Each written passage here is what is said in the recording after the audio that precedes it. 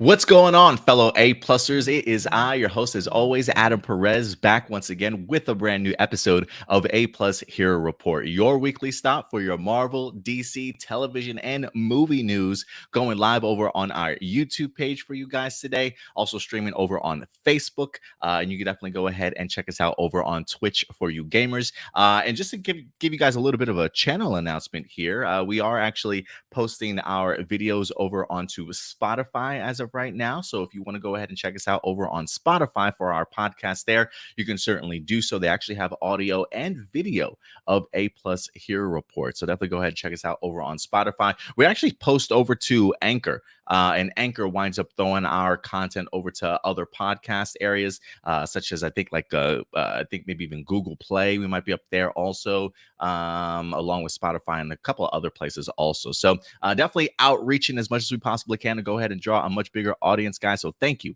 for certainly coming through and wrapping up your weekend with us as we're set to go ahead and give you all the juicy details that have certainly happened this past week. We've got 6 topics that we're going to be breaking down for you guys that we felt you should certainly know about. We got some honorable mentions at the very top, and then of course towards the end, your live viewer questions. But let me go ahead and bring in my co-host for us today. Good old Stuart Branscome's in the house. What's up, Stuart? Good to see you, buddy. Hey, good to see you as well. How was your week so far? So far so good, man. Not too bad. Can't complain. Kind of busy. Yesterday was a little bit busier than I was kind of hoping for. I unfortunately missed out on one of my friends. Their son just had their 3rd-year-old birthday party as of yesterday. Unfortunately, had to miss out on that. It's been a little bit busy around here for the most part, but overall, pretty good, man. Pretty good. I was really looking forward to this episode of A-Plus Hero Report. I think we got ourselves some great topics. But what you been up to, man? How's work been treating you today or this week? Yeah, work's been all right. It's funny I say that because I've had like 4 really good days, but then just yesterday was like a really bad day at work, where it just happened like almost every person I was like serving in one of my theaters, which was for Thor: Love and Thunder. Man, everyone in that row was just an asshole, and it was like bizarre because usually it doesn't happen like that. Usually you get like because the way it works, like I serve usually if it's in like a big theater, a couple rows, because it's, like I said, it's like a restaurant theater. So usually, you get like one person per row where you're like, that guy, but like very rarely do you get 2 roles where a majority of your customers are like, these guys, but other than that, it's been a chill week besides that. That's good, man. That's good to hear. Unfortunately, I'm sorry you had to wind up getting such crappy customers. I think that's one of the reasons why just the idea of retail or working with people face to face. After so many years, I just got tired of it, man. I'm like, you know what? Stick me behind a desk. Give me a corporate job or an office job where I don't necessarily have to interact with the people or the public entity on a regular basis, man. Because trust me, I've had my fair share of retail throughout the years, I'm through with it, man. I'm through with it. So I get it. It happens. Let's see here. I do want to give some shout outs to some people that wind up joining us here today. Let's see here. Good old Toby. I feel like I haven't seen Toby in a while. She says, hey, Adam, wow, it's been a while. I used to see her a bunch of times during my Black Lightning reviews and my other shows. It's been a minute since I've seen Toby around. So thank you very much for certainly coming through, Toby. We got Jackson Peterson in the house. Good old Datilla certainly coming through as well. Marcelino is here as well with us today. We got good old Blossom certainly coming through. Sexy Mofo in the house today. We also got Enrique Perez joining us. Tarek the Mofo Knight is here. Power Rangers Legacies joining us. Adrian Perez also. Good old Blossom is here today. Because it's 5 o'clock somewhere. Jack Daniels is joining us. You got any Jack Daniels in that cup of yours over there, Stuart? I see you got a little coffee. No, just coffee. Good old John Schuyler's here. I don't know if I said you, Stuart, but I appreciate you coming through. Carter Matthews also. We got Jackson Peterson here. Roberto Bueno, Nicole Robertson, along with Morgan Hutchinson. Guys, you guys are just showing your love and support today. Carlo Bernardo's here. Jericho also. Kurt Marino. Abase's joining us. We got Michael Rhymes. Can you spit some rhymes, Michael? I'm kind of curious if you can freestyle at all. We got Danny Morales in here. Adam Perea. Good old Chris Crossman, the most talented man in the world. What's up, man? And of course, Francois. making us a little international superstar here. Who else we got? Sharp, what's up, Sharp? Good to see you. He says, I'm back, baby. Good to see you, Sharp Shenron. My mom coming through. What's up, Mom? Good to see you as always, showing that support for her child. You know what I'm saying? That's some real parenthood there, Stuart. So we got to get your parents on here, man. The only He's like, issues that they not got, so much. no, the only issue is that they're always at a church at this particular time, and my Oh, mom's a gotcha. pastor, so she can't exactly, skip a day. I get you. Tell her to put out a good prayer for us in the beginning of her next weekend or something like that. That'd be great. You know what? I might do that then. Shout out to the Lord, everybody. You know what I'm saying? Mhm. All right, let's go ahead and get into this. Before we do, if you guys are interested again, if you are looking for just say an audio version of the show, again, you can go ahead and certainly find us over on Spotify. Go ahead and pull that page up for you guys. You can go ahead and certainly check it out for yourselves. The A Plus Hero Report podcast, A Plus Hero Report right here. The most recent ones we wound up putting up, we had last week's episode we put up for Hero Report. We also did our top 7 most anticipated films for the rest of this year. And then, of course, we wind up having the season finale of Miss Marvel just drop over on Spotify also. So usually once we post it here on the YouTube page, in case you guys have some commutes to work or wherever you guys are certainly traveling, if you just need an audio version of the show, it certainly will be here. So you can definitely go ahead and check it out there for us. And then last but not least, guys, since we have switched things in regards to our live viewer questions, remember, we are moving our live viewer questions over to our community tab. If you go over to our main A Plus Hero Report page, you can go ahead and actually go over to the community tab.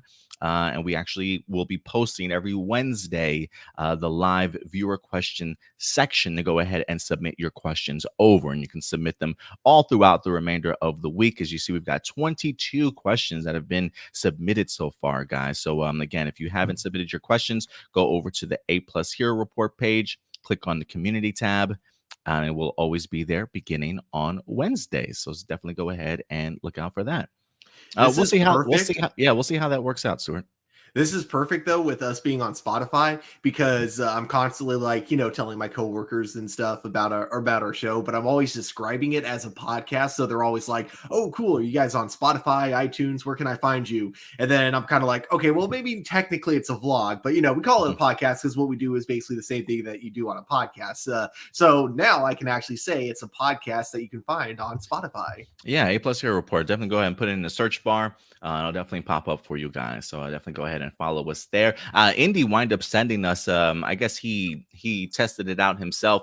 It does do video also, but I'm sure you could probably just listen to the audio if you certainly wanted to as well. So Spotify is certainly coming through for Hero Report. Let's see here. What else we got here? Blossom says you guys are on Spotify. Holy macaroni. We actually post our stuff over to Anchor, and then it winds up spreading our podcast to other areas, but Spotify is definitely one of them. And of course, we're going to go ahead and start off this week's episode with some great honorable mentions. Stuart, I don't know if you have any honorable mentions this week, but do you, sir? Not really, although I guess one honorable mention would be to the Resident Evil show now on Netflix. Yes. So, have you checked it out? I've watched the first 3 episodes, and it is really bizarre. I think I know what happened. I'm pretty sure some writers came up with a zombie show that the producers of Netflix really liked, but they didn't want to produce because it was another zombie show and we've already had so many of those. So I think the only reason they took it up is because eventually they got the rights to, or the licenses for Netflix or for Resident Evil. And so they were like, "Hey, how about this? Let's just replace a couple of nouns here and there so it fits Resident Evil lore, and then we'll put on Netflix." So Wesker, for example, it's it's so bizarre. They took a scientist with a really cool, kind of compelling backstory so far. Again, I'm only 3 episodes in, but they gave him the name Albert Wesker, and it's just so bizarre because there's nothing at all that I can see that he has in common with Wesker other than working for Umbrella. I mean, even what he does for Umbrella is nothing like what Wesker was doing for Umbrella. So it's just really bizarre. As a show, I'm intrigued, but I can see why Resident Evil fans are kind of annoyed by this. Oh, are they really? I haven't heard anything in regards to the series as of yet. It was something that was on my radar to certainly check out, but you feel like it's just a more like a legit zombie story, and somebody just literally plastered the Resident Evil label onto it, sort of thing. Yeah, Okay. exactly. It's just it's good on its own. So Hmm. I got to give it credit for that. Like I do want to see how it all like ends, but it's just man, it's like really bizarre how names will just be like put somewhere and it's there literally just so they can call it a Resident Evil show. Yeah, before this, I don't think we read too much about the series itself to kind of see what it truly was going to be. It is one of those things where that does kind of bewilder me a little bit that you feel that way, because I am kind of curious as to how this Resident Evil series actually wound up even coming together in the first place.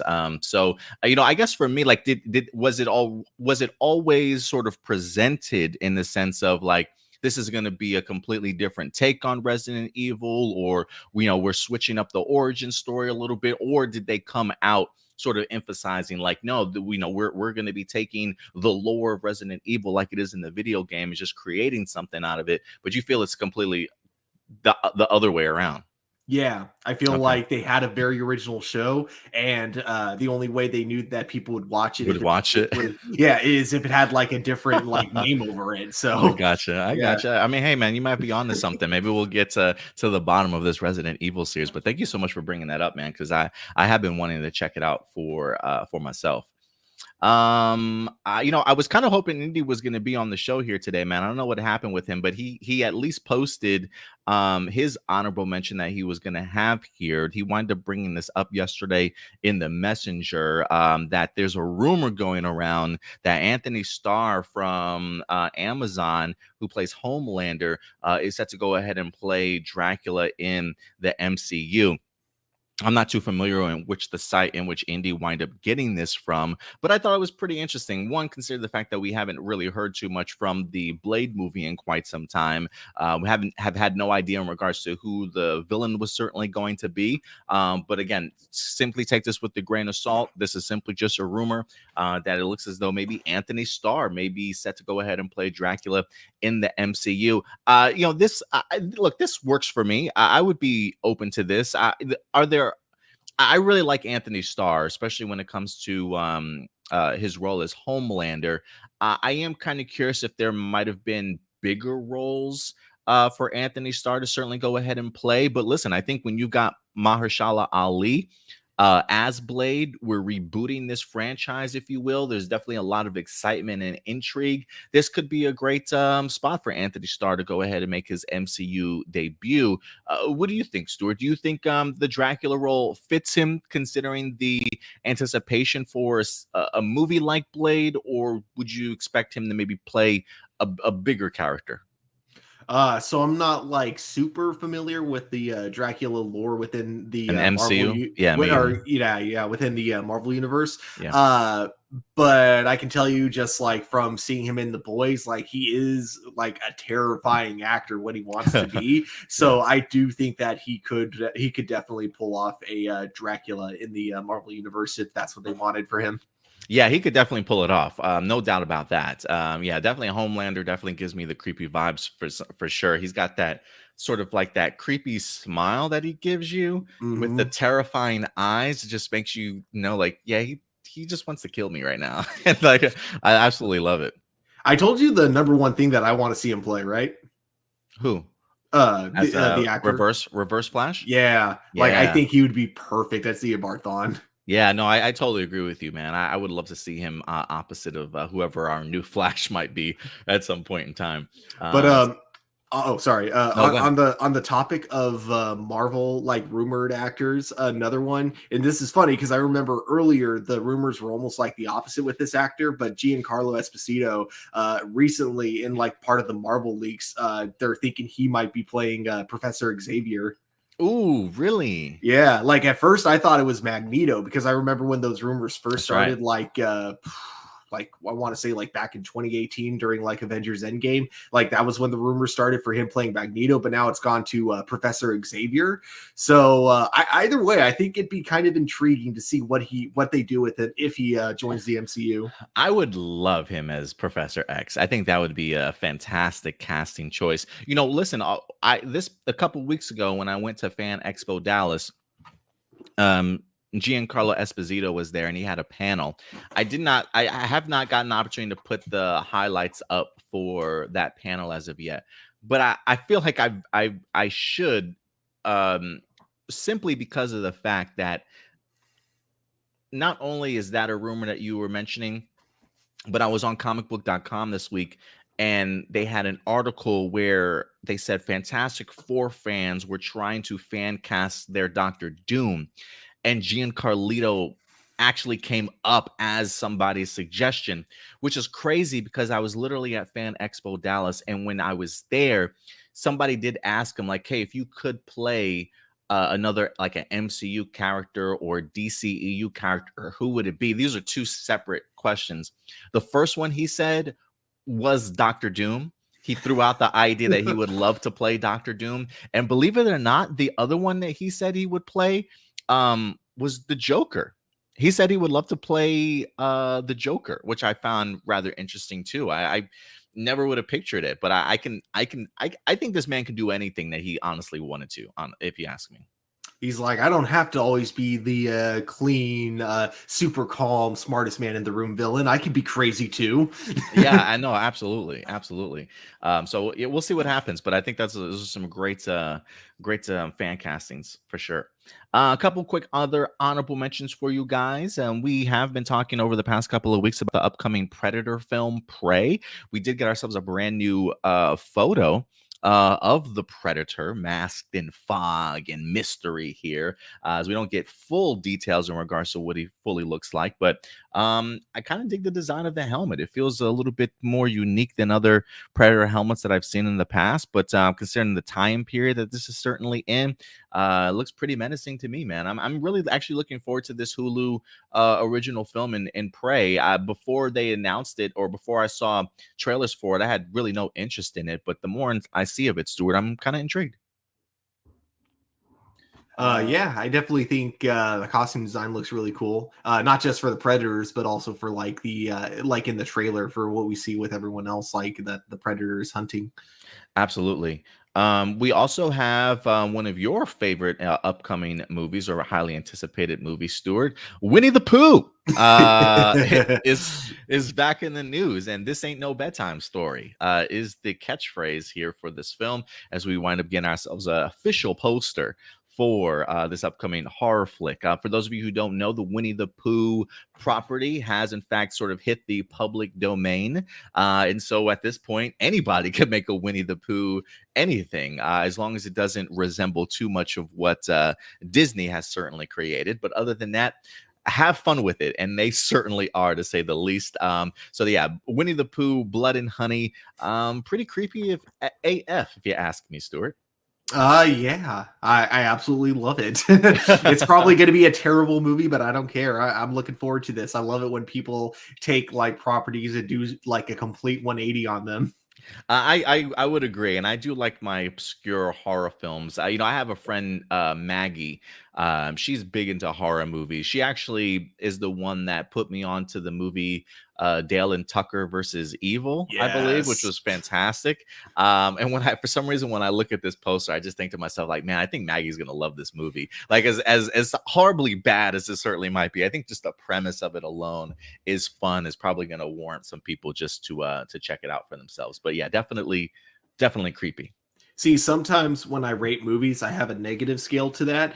So the higher it is on the negative scale, that means usually it's so bad it's good. So if this movie ends up, which I think it's going to be kind of like a -6, 7, or 8, I'm pretty sure it'll be like under that category. Like out of 10, it's a -7. I mean, it might be, bro. It might be. Yeah, the creator definitely said, please don't expect too much from this, guys. Okay. So he has given us the fair warning. Yeah, it's a movie made for fun, and that's what I look forward to about it. Yeah, absolutely, man. And so yeah, that will give you nightmares for the next couple of days. But outside of that, a couple other quick honorable mentions, Stuart. Nice going, guys. I'll have yeah. See, I'm sorry, Blossom. I'm so sorry. Yeah, they will give you nightmares. Stuart, this past week we also got the opportunity to wrap up Miss Marvel. They wind up having the finale this past week. You know what, Stuart? I probably should hold on. Let me edit this real quick before we go ahead. I will change this back, but why did I put a heads like I'm an idiot, like I can't spell? Come on, Adam, with the grammar. Miss Marvel wind up rapping. Did you get the chance to check it out, Stuart? I did, yes. Okay. Indy did go ahead and post his episode 6 review for the season finale. If you haven't checked out Indy's thoughts, please go ahead and do so over on our YouTube page. But I wanted to pick your brain, Stuart, in regards to the series as a whole, but really the big sort of bombshell that was dropped for us this past week. Now, again, if you guys have not had the opportunity to check out Miss Marvel, spoilers ahead. Again, I'm just warning you. That's why we have it up here. Spoilers ahead when talking about this Miss Marvel finale. So I'm going to warn you guys, when we get done with the spoilers, I will erase the spoilers ahead for you guys, okay? So just so you know. Stuart, when it comes to Miss Marvel, they officially dropped the M word, my guy. The M word. And that is mutation. That's right. Mutants. We wind up getting revealed from her best friend Bruno that after examining her DNA sequence, that there's more to Kamala Khan than just certainly the bracelets, as there is a mutation in her genes, according to good old Bruno. And it seems as though Stuart, Miss Marvel, is officially now our first mutant in the MCU. A very interesting way for them to go ahead and introduce the concept of mutants to us. What did you think about the big reveal? I liked it. I knew they weren't going to tie it into Inhumans like I know a lot of fans really wanted them to do, and I don't blame them for taking this route, because this route, by making her a mutant, it's basically kind of the same thing as the Inhumans, really. But it also means that they don't have to worry. They bought themselves some time of not having to acknowledge the Inhumans TV show and not having to answer whether or not it's actually canon to the MCU. And I think that's what they were going for, and I think it worked. According to the creator of the show, she originally was going to make her an Inhuman, but Kevin Feige was the one who wanted to go with the mutant route. And for me personally, I'm more than okay with this. I think it's actually kind of cool that now we got a universe where we're being introduced to the mutants first before we get introduced to the X-Men, which is actually very new for Marvel. Yeah, I will say this. I did read an article this past week from Empire that had the opportunity to talk to one of the co-creators of Kamala Khan. And she said in the comic books, their take on Miss Marvel was that she was supposed to be a mutant originally. And the comics, they actually decided to go the opposite route of creating her into an Inhuman. Which I found pretty interesting. So it feels like to me this was always kind of meant to be Kamala Khan's sort of origin story. Again, this was off of an Empire magazine online that I wind up reading, where they said, yeah, originally in the comic books we wanted her to be a mutant, but they decided to go the Inhumans route. So it feels like it's kind of like a course correction here when it comes to the series wise, which I would agree with you. Like I never assumed that they were going to play up the Inhumans role. I don't remember if you remember this video that I put together when we were on A+ Opinions, but it was my origin story for how we would get the X-Men in the MCU. And one of the things that I was trying to predict or speculate was that the Eternals movie would introduce us to the idea of a mutation, like a hidden mutation in people's genes that maybe might be activated at some point in time. I think I was speculating maybe it was going to be Wanda, the Scarlet Witch, that might activate those mutant genes, if you will. So instead of it being sort of the dormant inhuman genes, I was always under the impression that it would be more a mutant or a mutational gene, the route that they certainly went. And so I guess for you and me, it certainly didn't come as that big of a surprise when they went this route. I think for me, the biggest surprise for me, while I'm perfectly okay with this, I felt like, I don't know how I felt about it being like just the tail end of the series itself. Like, hey, let's just throw this in here real quick, sort of thing. I don't know if there's a part of me that would have appreciated it more had they let us know this in like episode 4 instead of putting it in like the last 5 minutes of the final episode. It's a great tease, but man, I think I might have wanted it to be revealed a little bit earlier, but that could just be me. What about you? Do you think it was a perfect timing, or you think it was like a throwaway comment sort of thing and it didn't really have that big of an impact? For me, I didn't mind where it was placed only because we had like kind of a hint at it earlier in the show with, I want to say it was like episode 2 when you had Bruno like kind of originally looking at her power set and then kind of realize, and I think it was at that moment he drops the line, huh, interesting. It looks like the Oh, power is coming from you. The bangle only activated it. ah, So I think like that was when they dropped the first hint. So we knew she uh-huh. had to have been like either a mutant or an inhuman at that moment. And so because of that, I didn't mind waiting till the very end to get that answer. I get you. And they also did the pretty cool animated series, little soundtrack in there, little musical tones to kind of get us connected. It would be pretty cool if that actually ends up being the theme for our current MCU team that we eventually get. So we'll see what happens when it comes to the X-Men. But I got to think, Stuart, with this announcement of Miss Marvel being a mutant, I got to think there's some reveals coming for us from Kevin Feige and Marvel Studios, whether that be at San Diego Comic-Con or D23 in regards to not only Fantastic Four, but maybe the X-Men too. I got to think at least an announcement. You think we're going to get anything like that or no? Oh, we're definitely going to get an announcement at one of those two things. I don't know how big it's going to be, but there's going to be at least one announcement that no one's going to see coming. That's what I or by no one I mean like, you know, average moviegoers. I'm sure like if I say no one will see coming, like obviously everyone has every prediction out there, but like, you know, when it comes to the casual moviegoers, I'm sure there's going to be some announcements where, you know, people are going to be really surprised. Yeah, I definitely agree with you also. But yeah, guys, let us know your thoughts in regards to the Miss Marvel finale in the live chat or the comment section box below. And last but not least, guys, real quick, Lord of the Rings actually dropped a brand new teaser trailer this week. Did you get the opportunity to check it out, Stuart? No, I didn't even know they dropped a new teaser. Oh man, this was like a good 2 minutes worth of brand new footage for the Rings of Ooh. Power. Set to go ahead and drop this upcoming September 2nd on Amazon Prime.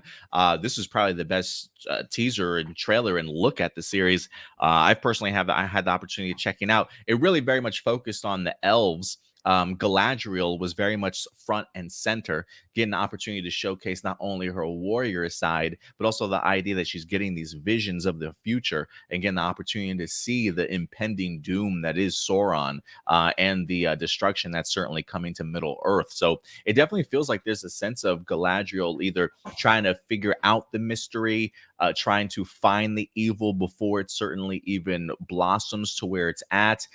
Clearly, the idea of you see some power or some like comet coming out of the sky, if you will. You got to think that maybe those are in fact the rings, or at least one of the the metals to forge the rings, and then that winds up getting split up throughout Middle Earth. Who certainly knows, but it looks fascinating, man. It looks incredible. We haven't seen any hobbits in here. They're kind of emphasizing another species here called the Harfoots, if I'm not mistaken. They feel very much like hobbits just because they got the big old feet too. They live out in the wilderness as well. So it feels like this is maybe even before the time period of some of the hobbits, if you will, or at least in regards to their importance. But I really love what I'm seeing so far. It looks like they definitely have put money behind this particular project. And I'm a big Lord of the Rings fan. So September 2nd, we will be doing reviews for the Lord of the Rings series for you guys. And I'm kind of curious what you guys think about the trailer. Are you excited for this show, Stuart? Yeah, pretty excited. I still the only Lord of the Rings book I actually read was part of the first book, and then I read The Hobbit like years ago. But I have always been like a big fan of the movies, so I'm definitely going to be checking this out when it comes out. Yeah, it looks great, man. It looks pretty good from what I'm seeing so far. I believe I can't remember what the budget is for each episode. If it's something like $1 million or something, I don't know, something ridiculous. But Amazon's definitely trying to do their put their best foot forward for sure. It from the sounds of it, it's like the most expensive show ever made, and it sounds like every episode is getting like a full-on Hollywood movie budget, which Yeah. is, more than they can even say for the Marvel TV show. So, you know, That's true. That's true. Yeah, and it's interesting, Stuart. Like when I look at the Marvel television shows, there are aspects to it that I look at and I'm like, man, this feels a little low budget to me at times. Do you ever get those feelings? yeah, it kind of started happening, I think, after I feel like I like saw some after of it Falcon. in yeah. Oh, go ahead.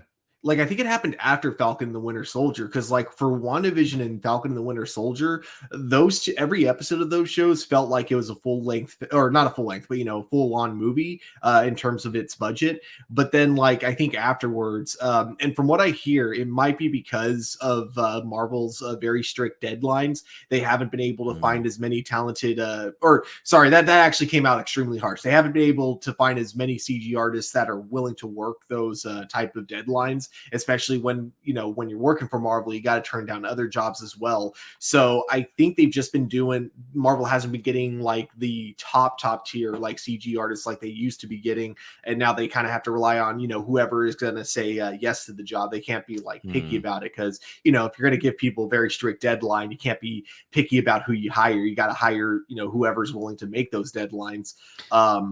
But that's what I think could be happening. There might be a lot more going on behind the scenes, but that's just like from a small bit of what I've heard with certain companies refusing to work with Marvel. Yeah, I have been seeing more articles come out about VFX effects, like people that are into VFX and stuff, really pushing back against Marvel Studios in regards to their high demand as quickly as they need it.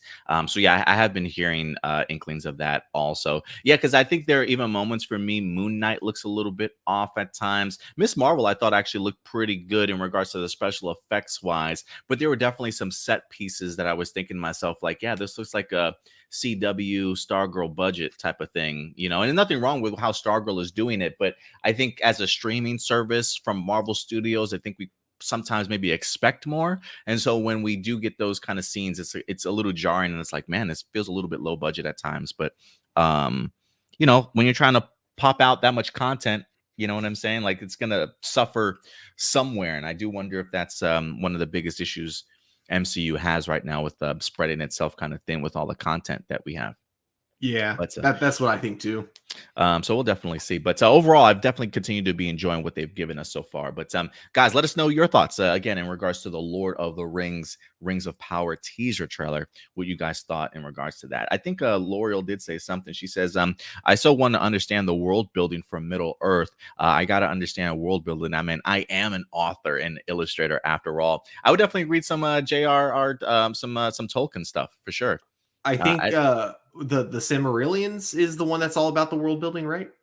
I believe so. Yeah, man. It's a little bit difficult to that's one of the Tolkien books I've tried to read that after a while I'm like, nope, I'm done. I'm done. It's just a bunch of like it feels like it's a bunch of names, titles. It feels like it's a big like just family lineage tree at times, more so than actually telling a story. But that's Tolkien for you, man. I mean, this guy literally thought of everything when it comes to. That's why I love sinking my teeth into Tolkien material for sure. All right, guys, let's go ahead and move on to our main topics for the day. We got 6 topics we're going to be breaking down for you guys. And then, of course, we're going to get to your honorable mentions. So, Stuart, as we dive into this week's episode, are you ready to go ahead and knock out these topics with me, man? Always. We're going to go ahead and jump right into the world of Marvel, good old MCU topic, as Black Panther 2 is in the news. We are patiently awaiting Black Panther 2 Wakanda Forever trailer to certainly drop. We are literally less than a week away from San Diego Comic-Con. We know that Marvel Studios is going to have a huge presence at San Diego Comic-Con this week. I believe their panel begins this Friday. And I'm sure we'll probably have some tricklings of information throughout the remainder of the weekend. And then we also have to look forward to D23, which the MCU is certainly going to be a part of as well. I think maybe towards the end of August. So a lot of Marvel Studios content certainly headed our way. One of the things we're hoping to certainly see soon, though, is the Black Panther 2 trailer, as the film has officially been wrapped. It's ready to certainly go. It does, in fact, drop later on this year for us to certainly enjoy. But Stuart, one of the things that I think we kind of all assumed was that not only is Ryan Coogler going to be coming back to do this film, but they're probably going to bring the whole gang back, right? I think we expect a lot of these stars to certainly return, especially after the success of the very first one. We hadn't really heard too many things about people's departure from the franchise or not being a part of this film.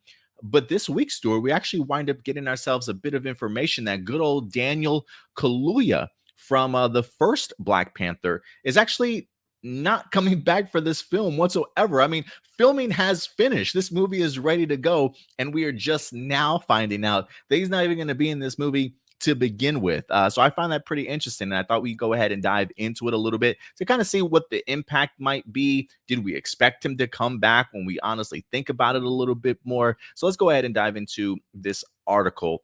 This comes to us from good old comicbook.com, certainly coming through. As it seems as though Daniel Kaluuya confirms that he is in fact not returning for Black Panther Wakanda Forever. So let's go ahead and dive into this article here. It says one big star from Black Panther is not going to be in the sequel. Jacqueline Coley from Rotten Tomatoes shared the news that Daniel Kaluuya would not be back.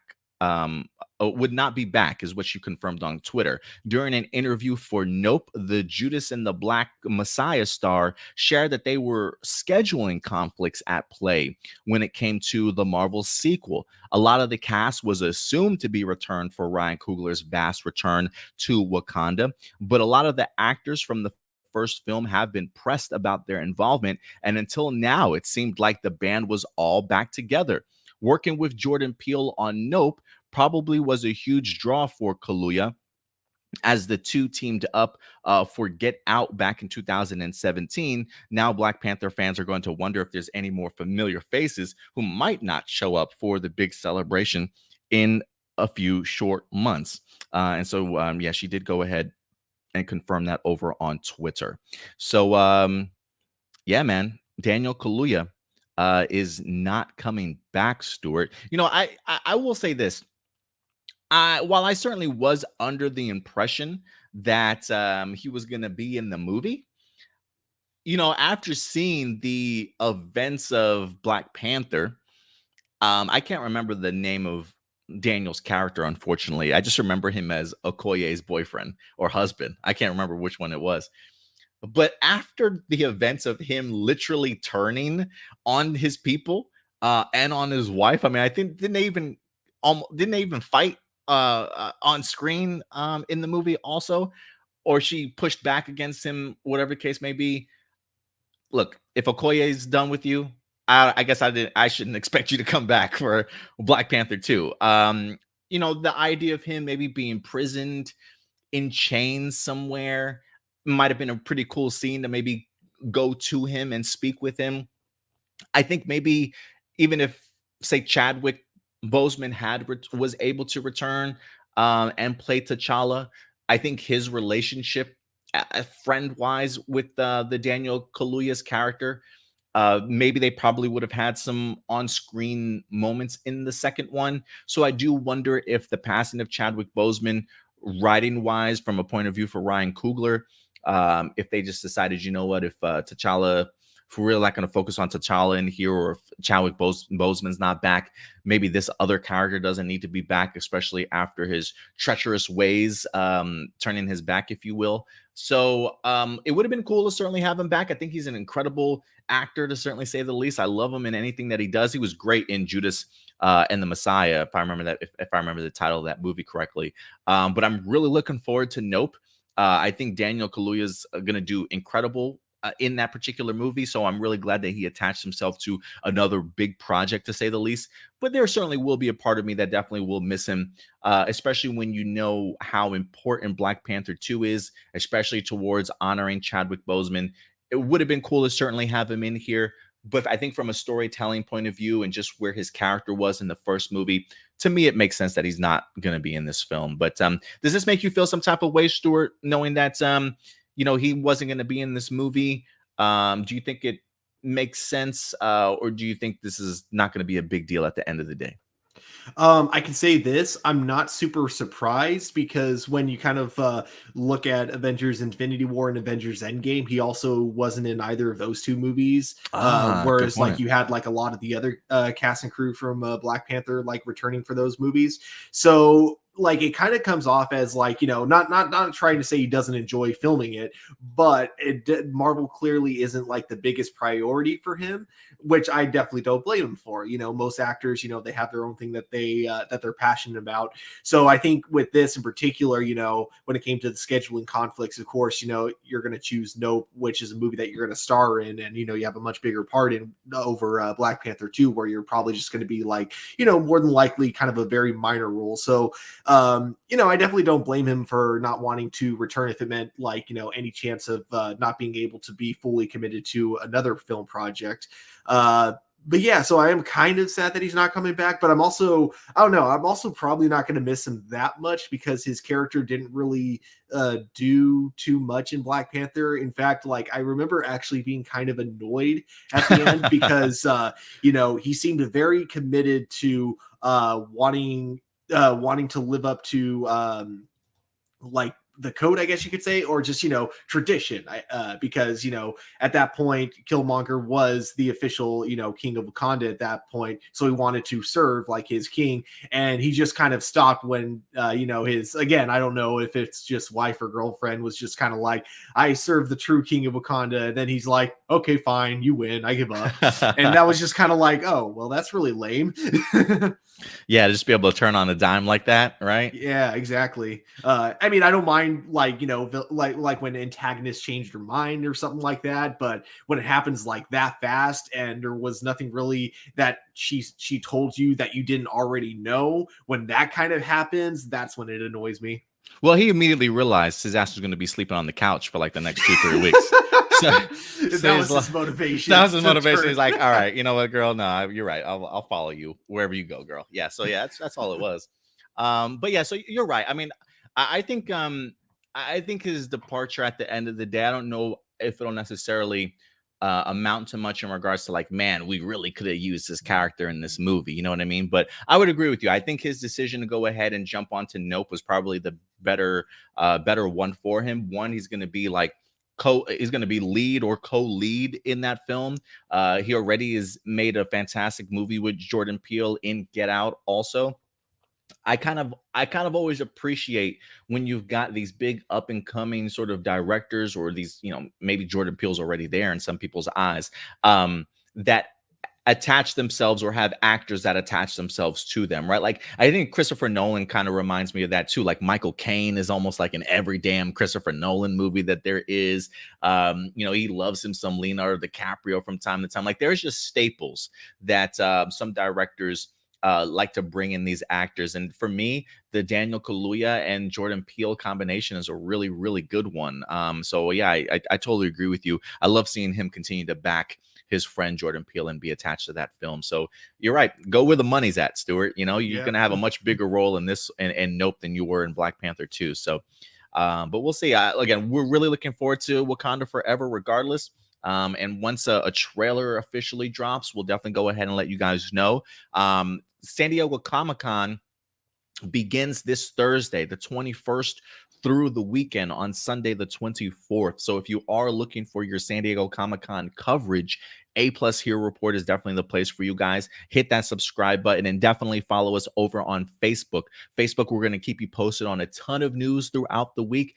Anytime a brand new trailer drops, I believe I even requested off of work this Friday in order to kind of cover some of the announcements and stuff, maybe out of the Marvel panels and other panels and things like that. So we're certainly going to be working hard this week, but definitely go ahead and certainly stay tuned, and we'll keep you posted on any news that winds up dropping. There's a part of me, Stuart, that almost wants to do a video before Thursday about what we can anticipate from the panel. I think there was even like a leak that wind up dropping about maybe some of the announcements that would be made at the panel, there's a part of me that kind of wants to look at that and then maybe have us kind of decipher if we think this is going to pop up or truly be announced, sort of thing. Would you be open for that? Yeah. Actually, it'd be kind of fun is like we both do like Thursday before Comic-Con and everything. If we do like a video where we talk about like our most like our biggest predictions, and then we upload it for Friday. Like we record it Thursday, we have it upload Friday, and then we can see like that same day how many of our predictions came true or not. Came, right? Yeah. All right, yeah, we definitely might do that. Again, I knew that there is a leak out there in regards to everything that might be presented. So maybe we don't even look at the leaks. Maybe we just go ahead and do our own thing and see what we can kind of predict. So we'll definitely have something for you guys later on this week. With that out of the way, Stuart, I think we will go ahead and move on to our next topic. Actually, real quick before we do that.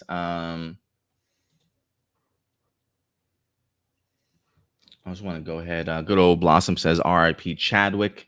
Enrique says, who will be the new actor for the new Black Panther in Wakanda Forever? Right now, I think people are assuming Letitia Wright as Shuri, but I'm not quite sure yet. I guess we'll see. I've always been a big fan of, what is his name? M'Baka, possibly picking up the mantle. I think that would be pretty cool. I wouldn't mind seeing him. Something Winston. I can't remember the actor's name off the top of my head now.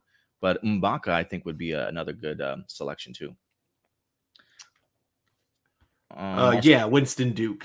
Winston Duke, that's what it was. Okay, thank you. Marcelino does say Wakbi was the name of Daniel Kaluuya's character. I'm probably destroying the pronunciation of that, Marcelino, but thank you very much for on the IMDb page. It says Wakabi. Wakabi? Okay. Yeah. So okay. All right. So there we go. So thank you very much for that, Marcelino. All right, Stuart. And with that out of the way, a really interesting transition here from not only the MCU, but into the DCEU. As not only does our topic change from one genre to the next, but the directors certainly do as well, because it looks as though the Miss Marvel directors are in fact attached to the upcoming Batgirl movie, Stuart. And you got to know that after the big success of Miss Marvel, everybody talking about the season finale of the show, the natural progression now with their success is, what's next for you guys?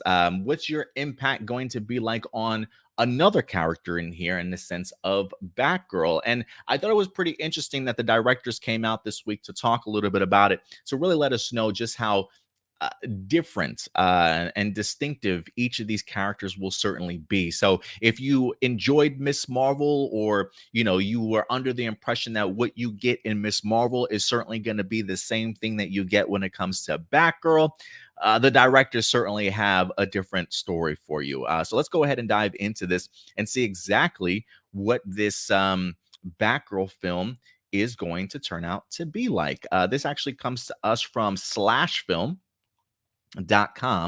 They actually sat down and talked to the directors in regards to the Miss Marvel movie, Miss Marvel series. It says Miss Marvel's directors on Kamala Khan's real superpowers and the finale's best kept secret. And in that interview, they actually had the opportunity to ask some questions in regards to Batgirl. So they go say, the question is, you've previously noted that Kamala's character was relatable because you shared some similar experiences. I'm wondering about how your visual approach for Batgirl will differ, since the DCEU is very different from the MCU, both tonally and thematically. And this is what they said. They said, well, the thing is that it's also an origin story, but obviously Batgirl is in Gotham City, so it's going to be a much darker than Miss Marvel. And our main character is older. I mean, she's not a teenager. She already has a job, but I think we're still going to try to have the same visual vibrancy that is our trademark, you can say, and homages to the comic book, homages also to the animated series of Batman, and the Tim Burton movies. So that's what we're trying to do with that. But obviously, it's going to be a bit darker than Miss Marvel's world. So it looks as though they have themselves a lot of influences, Stuart, when it comes to what they're going to be trying to create when it comes to Batgirl. So let me ask you, after seeing something like Miss Marvel, Stewart, and knowing that these same directors are in fact going to be attached to the upcoming um, hold on a second. Sorry, my screen is just acting all up for me right now. Okay, here we go. So yeah, so now that you know the Miss Marvel directors are tackling Batgirl, after seeing the Miss Marvel series, how do you certainly feel about them tackling Batgirl, and really their perspective on how different it certainly is from the Miss Marvel series? I do love what they said from the beginning. This takes place in Gotham City, so it's going to be a lot darker. Just, not necessarily the characters, not necessarily the story, but it's the city that, causes everything to kind of, become darker. I love that. As for what they're saying about Batgirl's character, okay, so I did not know that she wasn't going to be a teenager in this. I was kind of going into this with the assumption that she was going to be like maybe a senior in high school or something like that, maybe just starting college for the first time. But yeah, from the sound of it, she's going to be an adult with a job. So that's definitely kind of interesting, and I'm kind of intrigued from that. And then also, yeah, like the overall topic of it being a lot darker than Stargirl. I definitely look forward to, or wow, Stargirl. I meant to say Miss Marvel. Sorry, Stargirl and Miss Marvel are just so very similar in tone that I get them mixed up. I agree. Yeah, but yeah, with everything that they've done with Miss Marvel, I absolutely love that show. I think it's probably my favorite of the MCU Marvel shows. So like the only Marvel show I think I like more than it is Daredevil, but like out of all the MCU Marvel shows, it's definitely my favorite. So now knowing that they're going to be the ones working on Batgirl, that just gets me really excited. They clearly know what they're doing when it comes to filming like both action and for making it feel like more down to earth. And I really hope we get a lot of the creative, even though I know it wasn't necessarily the director choice, it was more like post-production kind of stuff. I really hope we get kind of some of those really creative graphics that we got in Mm, Miss Marvel. mhm. Like, for example, anytime someone's sending a message on their cell phone, it's never just text on the screen. There's always something unique that they do with it. In fact, if you're not even fully paying attention to the scene, you could even miss it at times, which I absolutely love. So I really hope they bring in some of those kind of creative graphics. And then there were some cool camera tricks that they did in Miss Marvel that I hope they bring back too. So it'd be cool to see all of those, but in a darker movie, like they're kind of hyping up. Yeah, I would agree with everything that you said there, man. There are, these are also the same directors, if I'm not mistaken, from Bad Boys for Life too.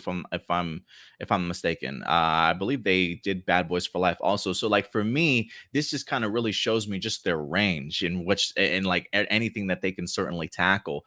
To go from a movie like that to something like a Miss Marvel really kind of speaks volumes, and then to kind of take that vibrancy, if you will, and bring that over to something like a Gotham City for a Batgirl character. I would definitely agree with you, man. They definitely know what they're doing. There are a couple things I certainly want to see. Like I think for me, Miss Marvel really surprised me in regards to its action.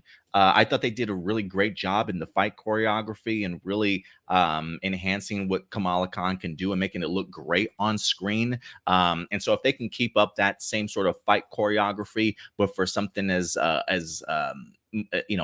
for a character like Batgirl, especially making it a little bit more dangerous considering the setting that we're going to now here in Gotham City. I think we can have something definitely on our hands here. I mean, trust me when I say I've seen a couple of different set photo pieces of Leslie Grace as Batgirl already, and she looks like she's been put through the ringer in regards to some of the fight sequences. I mean, blood trickling down her mouth and everything. I mean, she definitely is getting into some fights in this movie. So they're definitely not going to be pulling any punches here when it comes to the Batgirl movie. But even you even mentioned too the little unique special effects that they certainly added to Miss Marvel for me really went a long way in the sense of like bringing that world to life a little bit more, doing something unique and fun, visually different. I think there's a ton of things that you could easily do like that in the world of Gotham City, also, especially if you're just dealing in like the Barbara Gordon sort of world that we're in,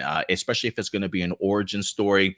I can easily see them using a little bit of that lightheartedness of and the uniqueness of those special effects to kind of help bring Gotham to life, but very much sort of digging into the dark and gritty aspects of it when it really comes down to it. I mean, we've got Firefly that's going to be in this movie.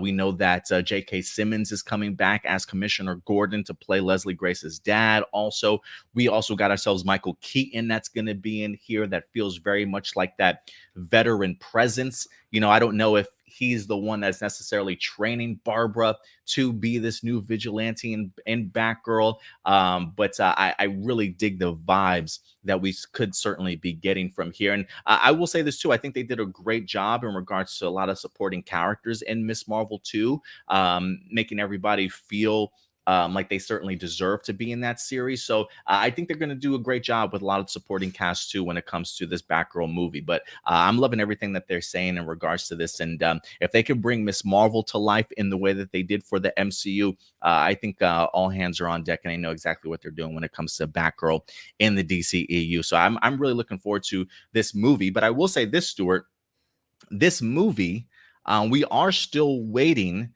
to kind of see how they're certainly going to handle the release of this movie. Earlier this week, also, the direct.com did go ahead and emphasize and let us know that this movie is probably actually going to get delayed, Stuart. I think we were anticipating this movie to, I can't remember if this movie was set to drop this week, not this week, this year or not. But let me go ahead and pull this up here, because as Direct said, Batgirl movie release date officially delayed. It says the DCEU is set to move forward with countless new heroes and characters, including Leslie Grace's Batgirl coming to HBO Max. Due to the much publicized merger between Warner Brothers and Discovery, the DCEU has been in a major state of flux in regards to the franchise's upcoming releases. It does say Batgirl never came with an official release date, but reports indicated that it would arrive HBO Max before 2022 came to an end. Now, thanks to the latest news surrounding this unique outing, the entire plan could be changing more than anybody expected. And it does say the release for Batgirl appears to have been delayed until 2023 instead of coming out before the end of this year. Additionally, the movie may now be released in theaters instead of exclusively on HBO Max. This would have been the first DC movie to use that release strategy. So it looks like it's being moved from 2022 to 2023. And I got to say, Stuart, this actually does not surprise me. And the reason why it doesn't surprise me is I think we've emphasized this on A Plus Hero Report several times. It would be just odd for this movie to release prior to the Flash movie. You know, like the Flash movie that's supposed to be dropping in June of next year is really the reintroduction to Michael Keaton's Batman.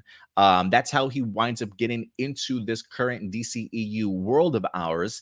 And it would be really confusing, I think, if you started off with a Batgirl movie with Michael Keaton in there, with nobody wondering how the hell did this guy even pop up in the first place, sort of thing. So I do believe them when they say this movie's getting delayed to 2023. It would not surprise me if it's a whole year away now at this point, maybe not set to drop until after the Flash movie.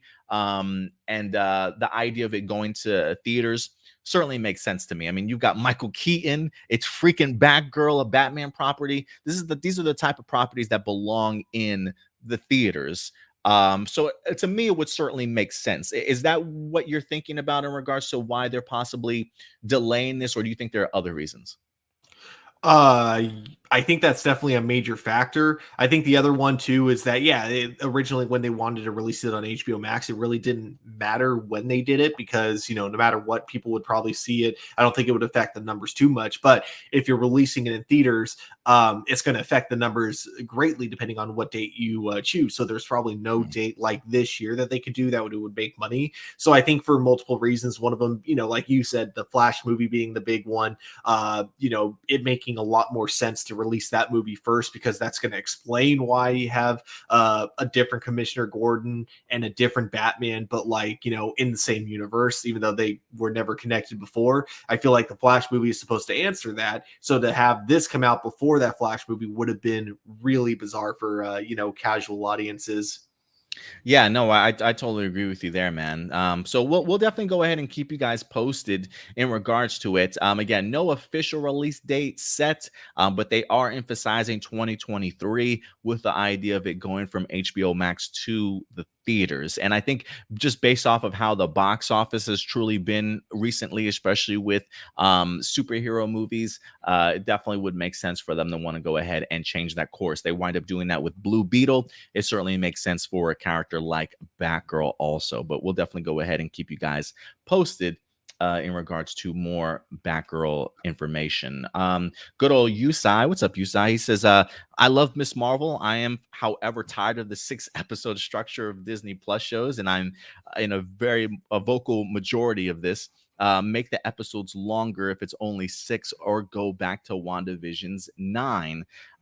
Also, the directors did a great job, so I believe Batgirl would be pretty damn cool. Yeah, I trust in the directors, especially after seeing Miss Marvel. So I do think that they have their pulse on the character. I think they're going to do Batgirl wonders. But what about that, Stuart? How do you feel about the 6-episode arcs for the MCU? I think for a show like Miss Marvel, it actually would have been better with more episodes.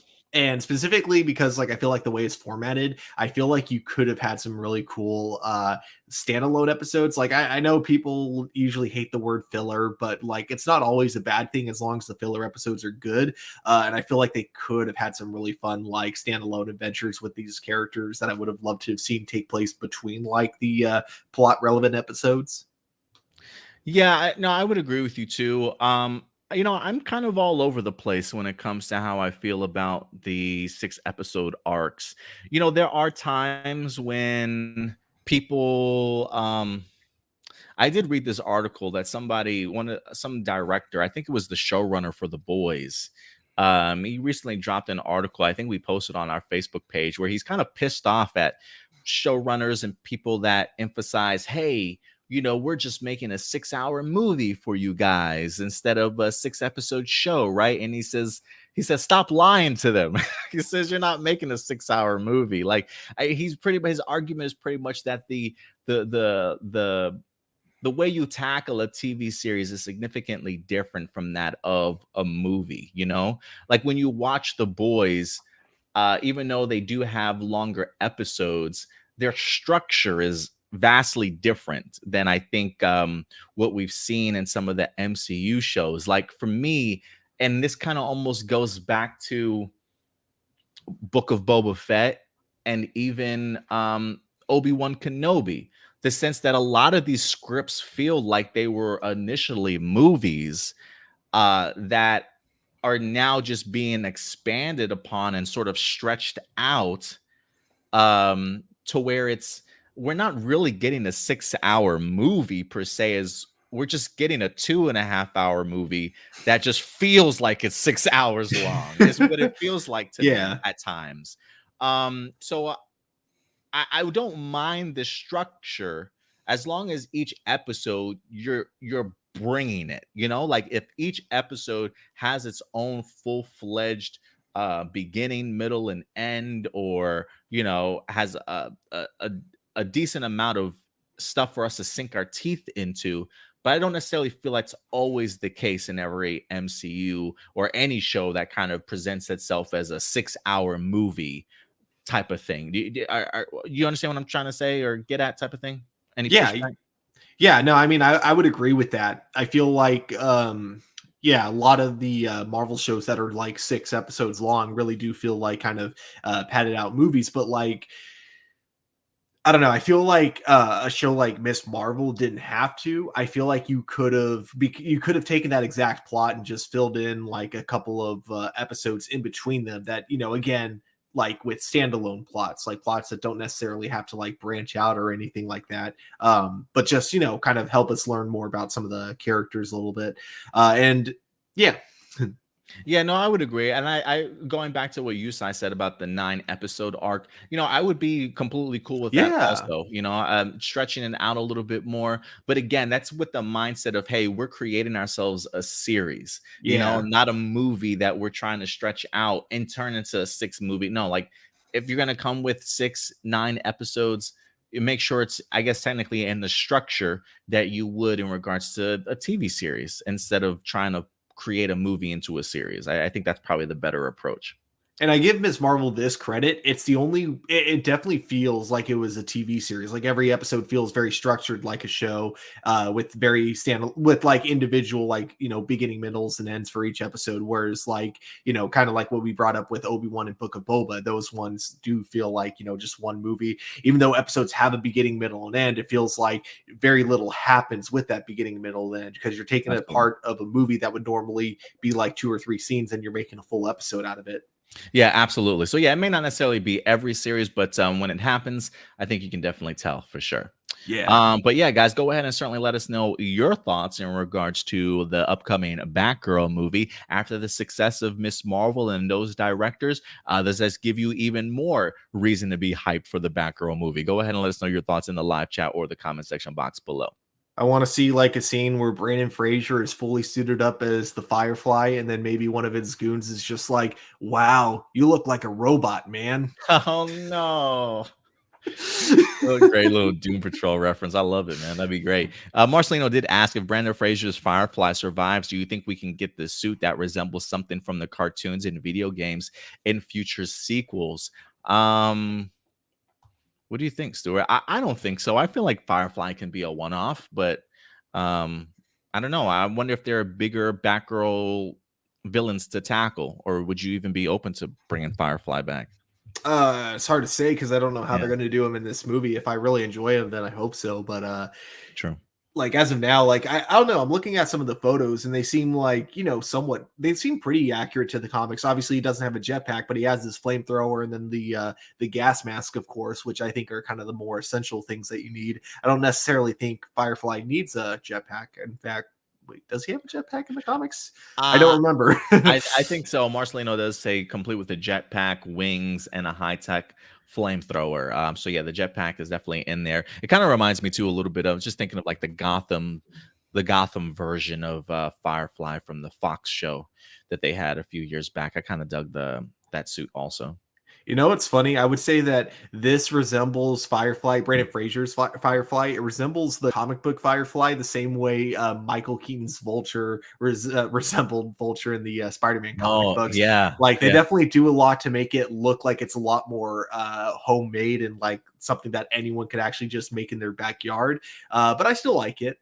Yeah, I still like it too. I think it looks pretty good.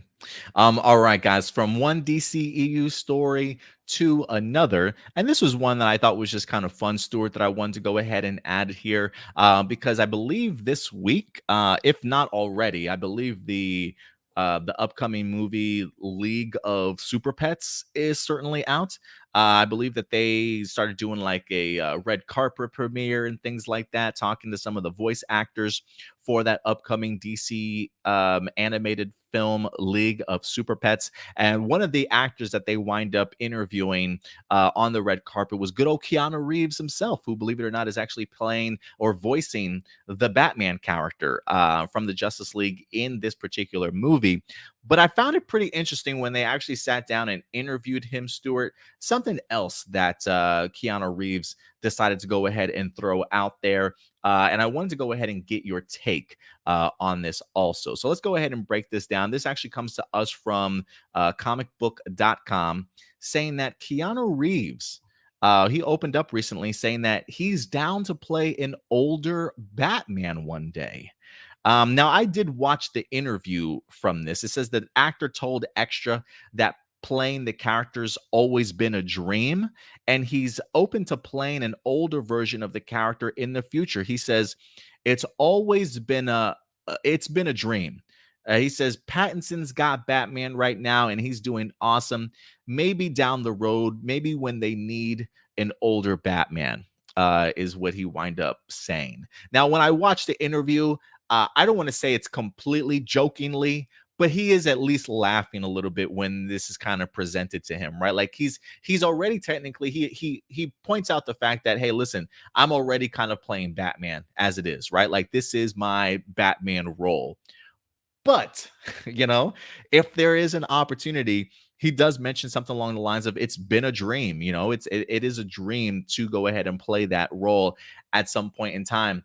And I just found it interesting because while I'm sure there's going to be a segment of people out there that are already going to hit me with another Batman, we've done this so many times. How many Batman actors have we gotten so far? Like, I get it, right? Like, we just have Robert Pattinson, fucking Michael Keaton's coming back. Ben Affleck's got one more take as Batman in the Flash movie, too. We got a lot of Batman out there. But I guess for me, I've been so in tuned with placing, Keanu Reeves as my Doctor Doom choice, right? Or man, I would love to see him as Ghost Rider, or where can I fit him into the MCU sort of thing. That the idea of Keanu Reeves as a Batman never really even crossed my mind. And then hearing this interview, and he says it's been a dream of his to do one day. I just immediately see John Wick as Batman, and I'm thinking to myself, God damn, I want to see this, Stuart. I want to see this so bad. And the one thing I will say is, like, I'm sure there's going to be some pushback towards that, and that's fine. Again, this is just sort of hypothetical. I don't know if this is ever going to happen, but I do think Warner Brothers Discovery should be paying attention. Like, if Keanu Reeves is telling you this, and that I think we're still in the midst of a Keanu Sans, in the sense that anything this man touches probably has people's interest in some capacity. Maybe not League of Super Pets, but I'm sure some people are interested in this movie. But for me, in a world where the DCEU is known for a multiverse and known for Elseworlds takes on things and whatnot, I wouldn't say this is out of the realm of possibility, um, of this maybe happening one day. I mean, granted, we already have ourselves an older Batman in Michael Keaton, but you're telling me I can't get like another take of Dark Knight Rises, maybe like a Frank Miller version that you guys want to truly tackle on an HBO Max sort of thing. I don't know. I just feel like there's so many possibilities and opportunities for Keanu Reeves to eventually play a Batman, whether it's a one-off or whatnot. Whether it happens, who knows? But I do think Warner Brothers Discovery, should I be like, what do you say? Take this note down here real quick and put that in the side pocket for next time in case we ever need a Batman. We at least know who we can probably go to.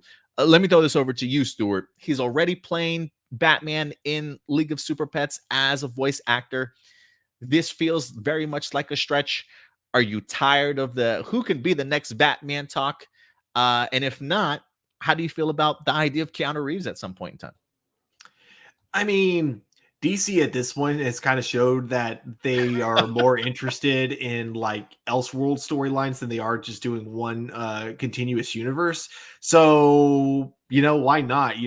I feel like if you're going to do this, or if you're going to take this direction with DC, you got to not be afraid to have multiple Batman, multiple Superman actors out there. You got to not be afraid to really have fun with the realm of possibilities. And I think this would be a really cool way to do so if they wanted to make like an actual adaptation of the Dark Knight, or the Dark Knight Returns, and have Keanu Reeves playing Bruce Wayne. I actually think that has a lot of potential behind it, especially depending on which director you get to do it. So I'm all for it. And also, like, the idea of a voice actor coming to live action, I'm also not against that idea, especially because we actually got to see that in the Batman with Catwoman's actress, because she played Catwoman in the Lego Batman movie, and then we got to see her live action Catwoman. So why not the same thing for Superman? You could or for Batman, you could take the voice actor for Batman and bring him to live action. Why not?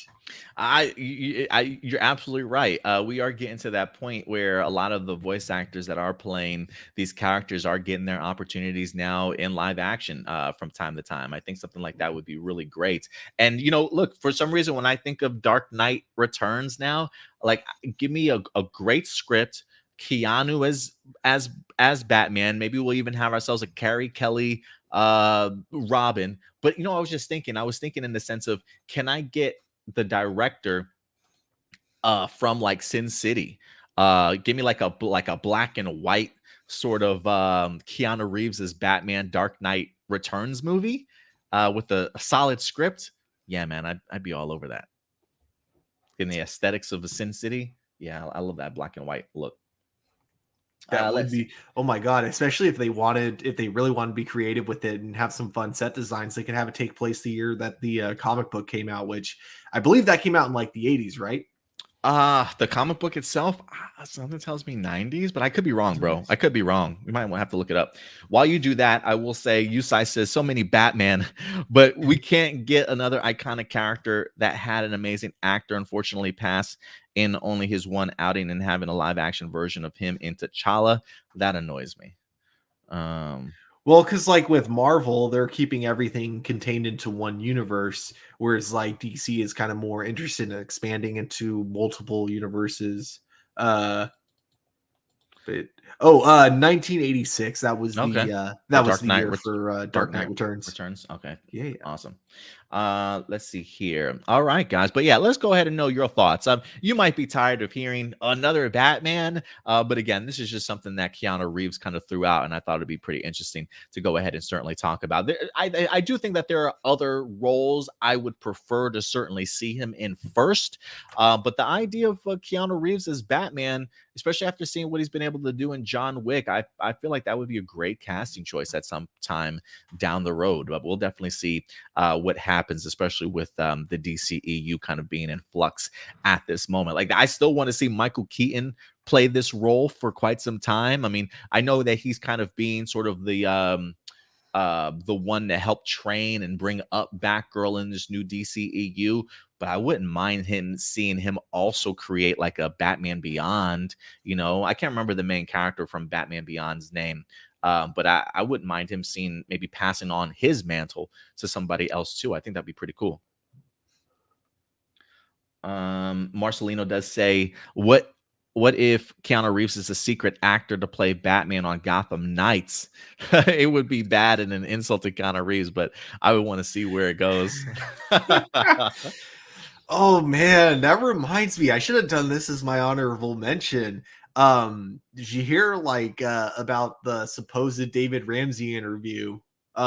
Okay, so the reason I know about this is because I follow Pagey, the YouTuber, and he follows this other YouTuber that he says he trusts. And this YouTuber said that he interviewed David Ramsey, but no video or audio from that interview. But he claims that David Ramsey confirmed a few things. He confirmed that Justice You will be a spinoff of Superman and Lois, so it'll be that version of Diggle. And then he also confirmed that the Gotham Knights will take place within the Superman and Lois universe. Again, I'm taking that for a major grain of salt because I know nothing about this YouTuber. I only know about the YouTuber who watches him. So, keep that in mind. But if that is true, Interesting. if you're going to connect Gotham Knights to Superman and Lois, you better have like a really good Batman to that we can have act with Tyler Hoechlin at some point down the line. And if it was Keanu Reeves, I would love to see Keanu Reeves and Tyler Hoechlin interact. I think that could work. So maybe you'll get your wish, Marcelino, before you know it. Yeah. Well, who knows? Very doubtful that we'd see him on a CW show, but hey, never say never. Yeah, never say never. Thank you very much, Attila. Terry, that was his name, Terry McGinnis from Batman Beyond. Yeah, that's definitely a possibility there too. I would love to see something like that. Enrique does ask, is Crypto going to form a team of super pets in the movie? Yeah, that looks like that's the plan right now, with Dwayne The Rock Johnson being the voice of Crypto. So yeah, some great things ahead. But yeah, guys, go ahead and let us know your thoughts in regards to the possibility of Keanu Reeves playing an older Batman one day. Would you love to see it? Let us know your thoughts in the comment section box below. And with that out of the way, Stuart, we will go ahead and move on to our next topic as we dive into the world of movies and television. As coming off of its $1 billion box office. I think right now, Top Gun Maverick is the highest grossing film of this year, believe it or not. It is not a comic book movie at this point, ladies and gentlemen. I think Doctor Strange is just behind it. But as of right now, Top Gun Maverick has officially topped $1 billion at the box office. And Stuart, you know, anytime a movie tops $1 billion, there's always going to be talks about a sequel. And this past week, it looks as though Deadline.com had the opportunity to sit down with Miles Teller, who played a significant role in Top Gun Maverick, and kind of picking his brain in regards as to whether or not we're going to get ourselves a Top Gun 3. Will we be rounding off this franchise with a bit of a trilogy? And Stuart, if you're bringing in $1 billion, I gotta think so, man. I gotta think so. Whether people want one or not, it might be coming, and this is a might be. So let's go ahead and dive into this real quick. This is from Deadline.com. Let me go ahead and bring this up here. And Stuart, I do have a confession to make before we get into this. I still have not seen Top Gun Maverick. Neither. That's okay because neither have I. Neither of you. See, this is where we need. This is where we need. Although, okay. Actually, it's almost a lie to say that I haven't seen Top Gun Maverick because I think I've seen like at least half the movie just from my job, but I haven't like sat down and watched it all the way through. But I pretty much know what happens from beginning, middle, and end. I need to see this damn movie, man. We've been hyping this movie up for everybody, and the fact that I've yet to even see it for myself is just blasphemous at this point. But Deadline.com says need for more speed. Miles Teller reveals he's in talks with Tom Cruise for a potential Top Gun 3. It says, following the phenomenal success of Top Gun Maverick at the international box office, one of its stars has revealed he has been having some conversations about the follow-up film. Miles Teller, who plays Rooster, son of Maverick's late best friend Goose. What the fuck's all these names of these birds? Opposite Tom Cruise in the title role, told Entertainment Tonight, I've been having some conversations with Tom about it, and he says, we'll see. This news will delight fans who have surged to the cinema to watch the big budget follow-up to the 1986 film. Maverick just days ago saw its global box office fly past $1 billion mark and become the world's highest grossing film of the year. Teller added, though, that the decision would inevitably be up to Cruise, who initially didn't savor the prospect of making a sequel before bestowing his legendary commitment to the film. That would be great, but that's all up to TC, is what Miles Teller said. It's all up to Tom. And of course, it's all up to Tom. I mean, this guy controls everything at this point in time. So, Stuart, if it's up to Tom Cruise, do you think we're going to be getting ourselves a sequel here? I think so. I would also say don't hold your breath on it because I don't think it's going to be coming anytime soon. If we're going to be getting another Top Gun movie, it's got to be a movie that can, much like Maverick and the first Top Gun movie, can last for, at least a decade or so and still be considered like somewhat relevant. So I feel like, for that to work, you got to like let some real time pass like in the real world so you can know what you really want your movie to be about. Very much like how they kind of did that with Top Gun Maverick. So, yeah, I think it's going to happen. It's really funny. I was trying to pull up an old interview with Tom Cruise where this is like right after Mission Impossible 3. He's asked about, hey, what are the possibilities of a Mission Impossible 4? And his response is, oh, Mission Impossible 4, probably not going to happen, at least not with me in it. However, Top Gun 2, I see that coming sometime soon, hopefully. I really want to do a sequel to Top Gun. And that was like right after Mission Impossible 3. So you got to keep in mind, we got like at this point 4 more sequels to Mission Impossible, and then we finally had a Top Gun 2. So I'm glad you brought that up. When did Mission Impossible 3 even happen? Like, was that 15 years ago? 10 years ago? So it took us that long to eventually get to a Top Gun Maverick, a Top Gun sequel. I will say this, and look, he's still making Mission Impossible movies. Like he's not even done with them yet. As we got a Mission Impossible movie that's set to drop for us, but we know that he's going to be making another movie also. Who knows if he makes 1 or 2 more Mission Impossible movies? But I do think he'll probably make those before he makes another Top Gun 3. The fact that I think even before this movie dropped, Top Gun Maverick, the article itself says that Tom was kind of even against the idea of even making a third one.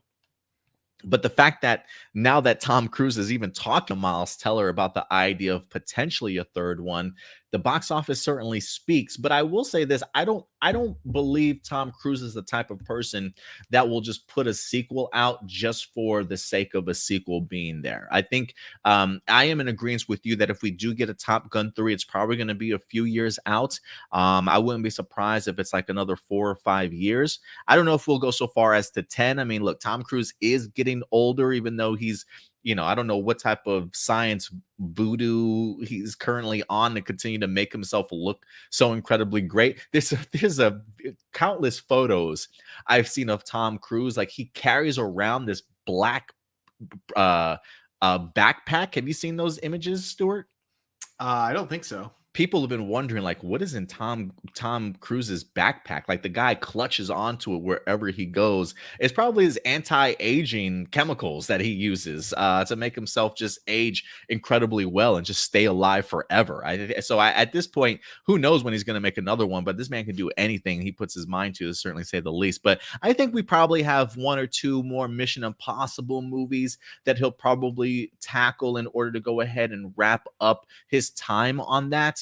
And then maybe come back to Top Gun 3 to give them really another opportunity to really write a solid script and hopefully a story that's even worth kind of being told. So I do think that we'll get one, but I don't think it's going to be something that happens kind of overnight, though. I think it'll take some time. Yeah, and the big thing is that the whole plot of Top Gun 2 is like kind of the idea that actual air pilots are becoming outdated. So, Right. why even bother having them when we have drones? So Where do you I'm go from kind here, of, right? yeah, where do you go from there? Because now you've just kind of made that statement of, machines can never replace people like in that movie. So I'm kind of curious what, you could do for a third movie to keep it kind of relevant, but also like kind of, what kind of stakes could you have that'd be bigger than that, Yeah, I do wonder if that's something like, hey, man, let's wait a couple of years to write a script. I want to see if it's a case of let's see how the world changes, if we have any big world events, if there's anything that happens in our society, if there's a way that maybe we can then use that and build off of a story to go ahead and create for Top Gun 3. Because you're right, a lot of time has passed since the first one, and so has our world. It's definitely significantly changed. So the fact that Top Gun Maverick tackled that, yeah, where do you go for a third one? But that's the same question that we asked when we said, oh yeah, Joker doesn't need a sequel, right? Yeah. And that's also another movie that made $1 billion, and a few years later, we're definitely getting ourselves a sequel. So I'm not expecting an announcement immediately, but I do think that we'll eventually get one here rather soon. Let's see here. We got Usai says, hey, I haven't seen Top Gun Maverick either. Who would have thought this film would be the highest grossing film of the year so far? Chances it will stay on top, or will Marvel's last film this year? That's a Wait, good I question. thought. Wait, what's coming out this year after Thor? Because I thought that was the last one. That's a good question. I don't know. You might have to pull that one up real quick. MCU movie release dates. Yeah. But hang on. But yeah, this, if anything's gonna take down Top Gun, I think, yeah, Avatar 2 probably. Oh, I was wondering what blue space cat people. Yeah, maybe Avatar. Avatar might take it down.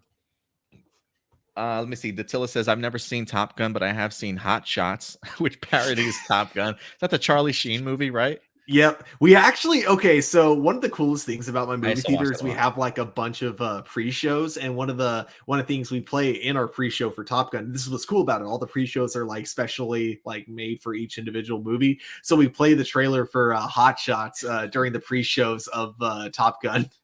I love it. I used to watch Hot Shots a lot growing up as a kid, man. I used to love that. I used to love that. Really raunchy comedy. Like that and Naked Gun. Naked Gun and Hot Shots were like the two I used to watch all the time as a kid. He says, Usai says Black Panther Wakanda Forever is their last theatrical film this year. The Marvels might be like early 2023. So yeah, we may not even get Marvels this year. I don't know. Wakanda Forever might surpass it too. It just depends. I think didn't Black Panther make $1 billion? I think it might just barely made $1 billion. No, Uh, I think it made a good amount good over a over billion it. dollars. Okay, Yeah, okay. because I think it was like one of Marvel's top grossing films. You might be right in regards to that. Oh my God, my mom. Who let you watch those? Thanks, mom. Thanks, mom. Thanks, mom. You know, Oh, okay. Wakanda Forever does it is still slated to come out this year. So, okay, I do think that there's a good chance that movie could beat Top Gun, but there's also, the whole thing where obviously the movie has some production issues that people know about. So I'm kind of curious, if that's going to affect the movie overall or not. yeah, I think some people might even just come out just to see what Marvel does with it. You know, Yeah. so it might garner some money at the box office that way too. Good old Ram Jam says I'll be up for a third Top Gun movie. I still haven't seen Top Gun Maverick yet. I love how a lot of people we haven't even seen the second movie. We're like, yeah, give us a third. I absolutely love it. But yeah, I mean, if the movie made $1 billion, that means people clearly went back to continue to see it on multiple viewings, and I've heard nothing but praise in regards to Top Gun Maverick. So I'm looking forward to checking it out for myself, and we'll see when a Top Gun 3, if one is certainly announced. But yeah, guys, go ahead and certainly let me know your thoughts in the live chat or comment section box below. All right, guys, and let's go ahead and get into our Star Wars bag, Stuart, because I think the next upcoming Star Wars television series is going to be that of Andor. We've got the writer of Rogue One, Tony Gilroy, certainly returning to go ahead and team up with Diego Luna, who wind up playing the lead role or one of the lead roles in the Rogue One movie, Cassian Andor, as he is officially now getting a series of his own. I believe it's only going to be 2 seasons. I believe the director and the showrunners have come out and kind of explained the format of how this show is certainly going to work. I think the first season takes place in an entirety of like 1 year, and I think the upcoming second season, I think over a period of 12 episodes, is going to like traverse over like 3 or 4 years or something like that to get us caught up to the moment in Rogue One, if you will. So Andor continues to really gain some steam and some momentum. The series does drop, I believe, this upcoming August, if I'm not mistaken. I certainly will be doing a review for you guys in regards to the Andor series. And Stuart, this is probably one of my really highly anticipated Star Wars series that we're really looking forward to outside of the upcoming season of Mandalorian. But let's go ahead and dive into this because Diego Luna, along with the actress Genevieve O'Reilly that plays Mon Mothma, got the opportunity to sit down and talk a little bit more about the Andor series and why the fact that despite us knowing the outcome of Rogue One, why Andor series, why the Andor story certainly deserves to be told. So let's go ahead and dive into this and see some of the quotes that they're definitely giving us. This comes to us from Star Wars Newsnet.com. Again, Star Wars Newsnet.com, a great source for your Star Wars information. And it says, yeah, Diego Luna on why it's important to tell the Andor story. Let's see here. So they sat down with both of them. And this is what it looks like Diego Luna says. He says, I remember living every day as if it was the last. I mean, I never thought of being part of this universe at all. I was just a fan. And one day I got a call. I thought it was going to be a one-time thing in my life. And I shared it with my kids and I saw it. I was ready to move on. I'm assuming talking about his time on Rogue One. And then I was invited to return to the show, and it made complete sense. I had so much more to say and do with this role. I just wanted to explore many things that I thought about while I was shooting that a film would never allow you to explore. The article says, from everything we've seen so far, it looks like Cassian will be as important to the story as Mon Mothma, whose backstory will also be explored in the series. We will get to see how she turned from a member of the Imperial Senate to a rebel leader, something that is very appealing to the actress, as O'Reilly explained. She says, the idea of learning about this character for me, as much as anyone else, through a long-form narrative was really interesting. We have now the chance to get to know the woman. Previously, she was a bit of a pillar or maybe a statue. I love that now we get to excavate that a little bit and learn about the human being, a woman behind the gown, if you will.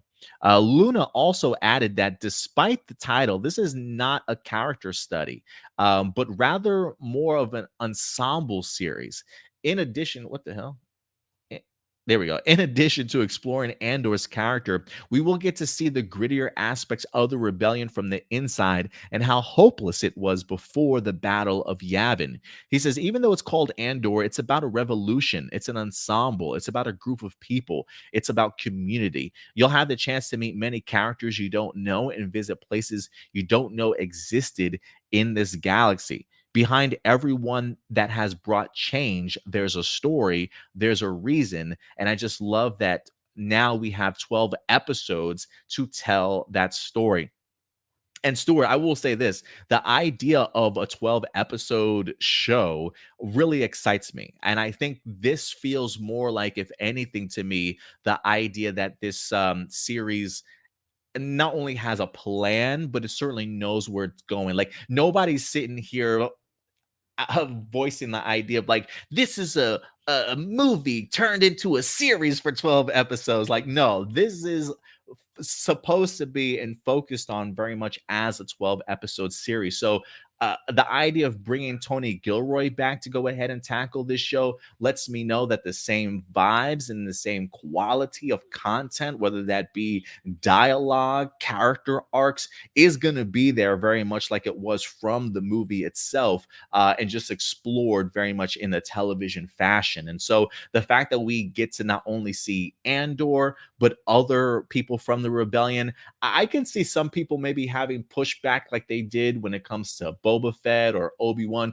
This is a story about Obi-Wan. Why are supporting characters getting so much shine?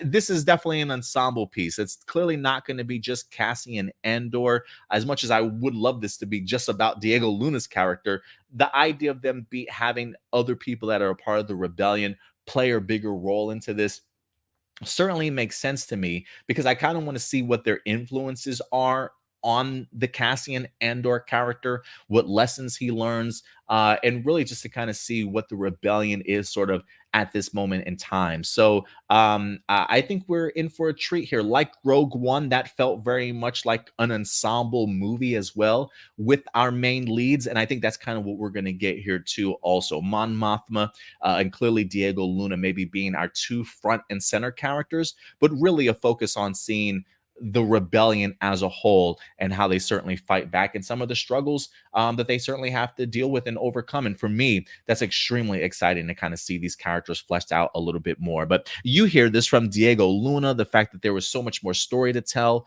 from the actress that plays Mon Mothma, getting the opportunity to really see her growth as a character and get her story. What do you feel about what you're hearing from both these actors? It's so funny to me that 12 episodes seems like a lot of episodes, and specifically just because it's a Disney Plus series.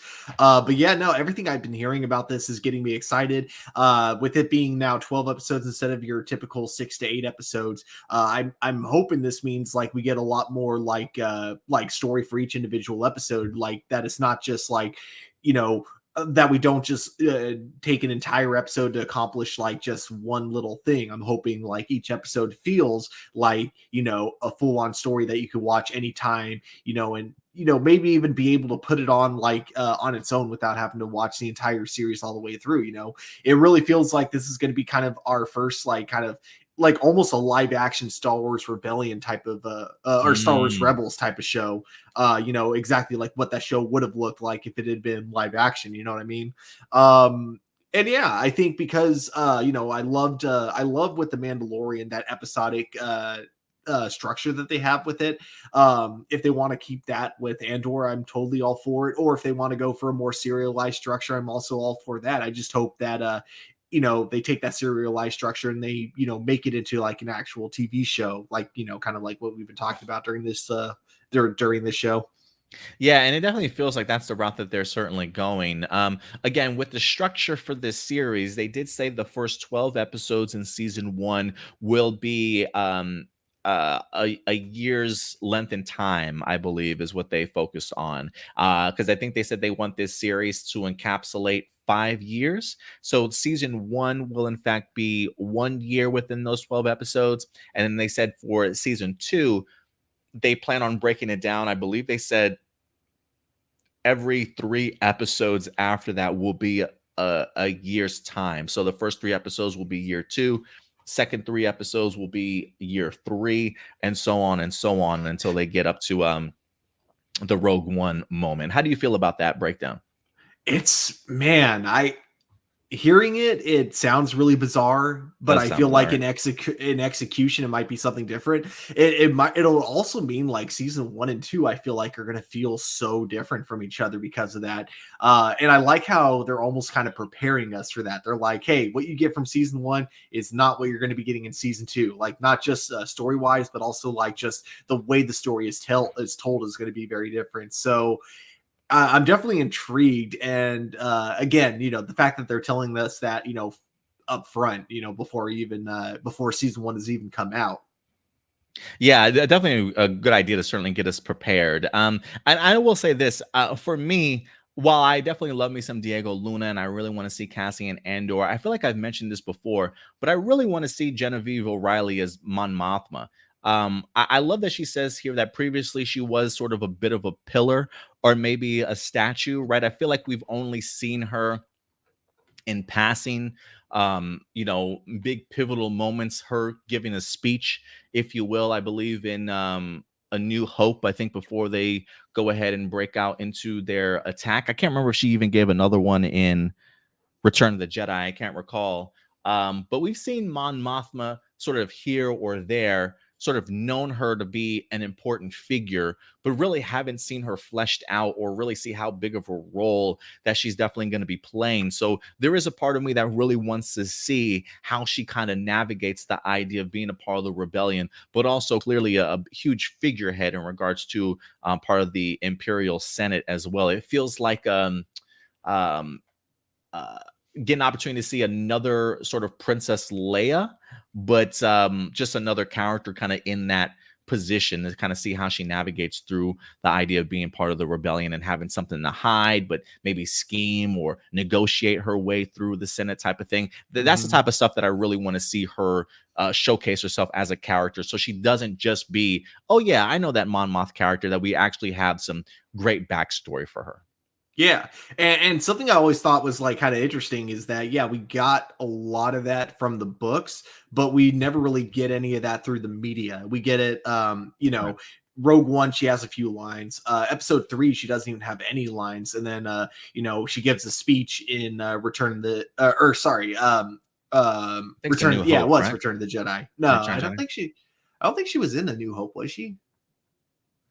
I Uh, can't. It's one of those movies that she gives a speech. I think when they're getting ready to tackle the Death Star.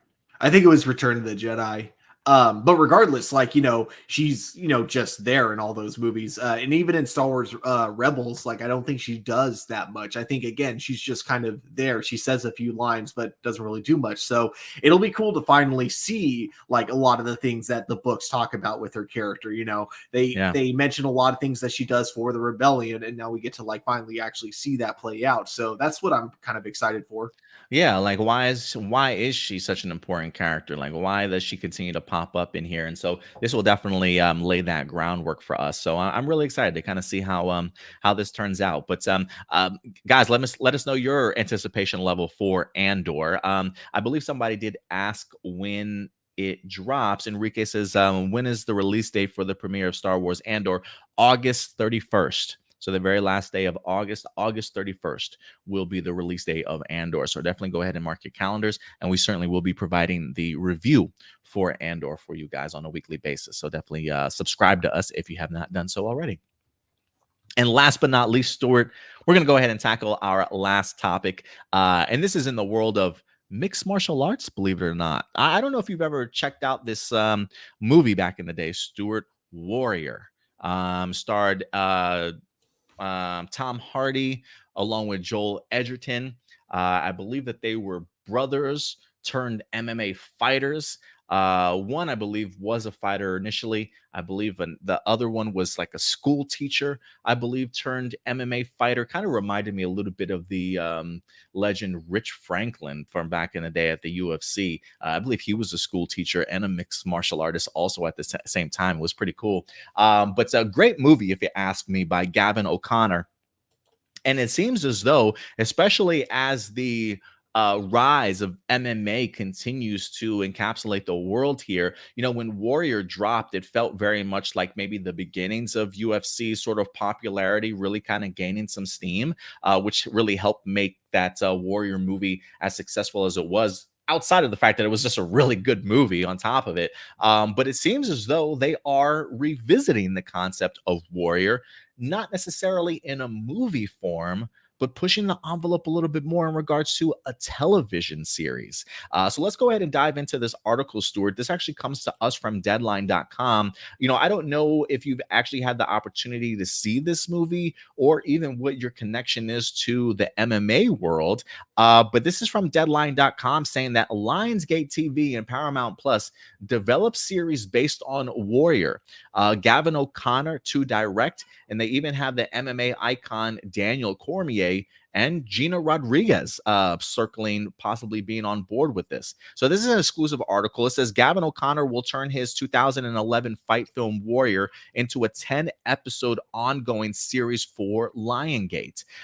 It says O'Connor is in talks with a retired two-time UFC champion and Hall of Famer, mind you, Daniel Cormier, along with Gina Rodriguez to play two of the four main combatants, culminating in a mixed martial art matches. So, one, let me just say this real quick. I do love me some Daniel Cormier.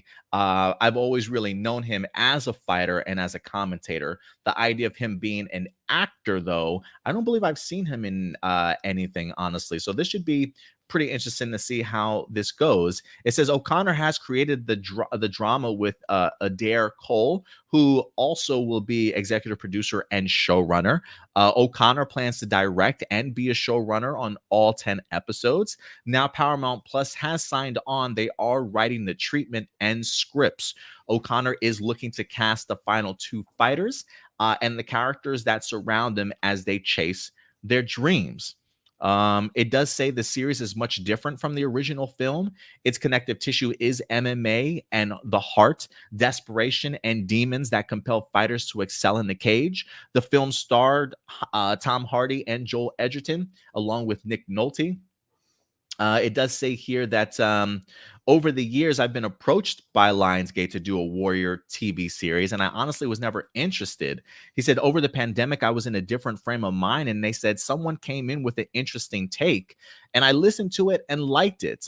There were some really interesting stuff in there. I started sketching out characters, expounding what he had, and gene splicing things, and I called him after the holidays and said, I'm in. I think I want to do this.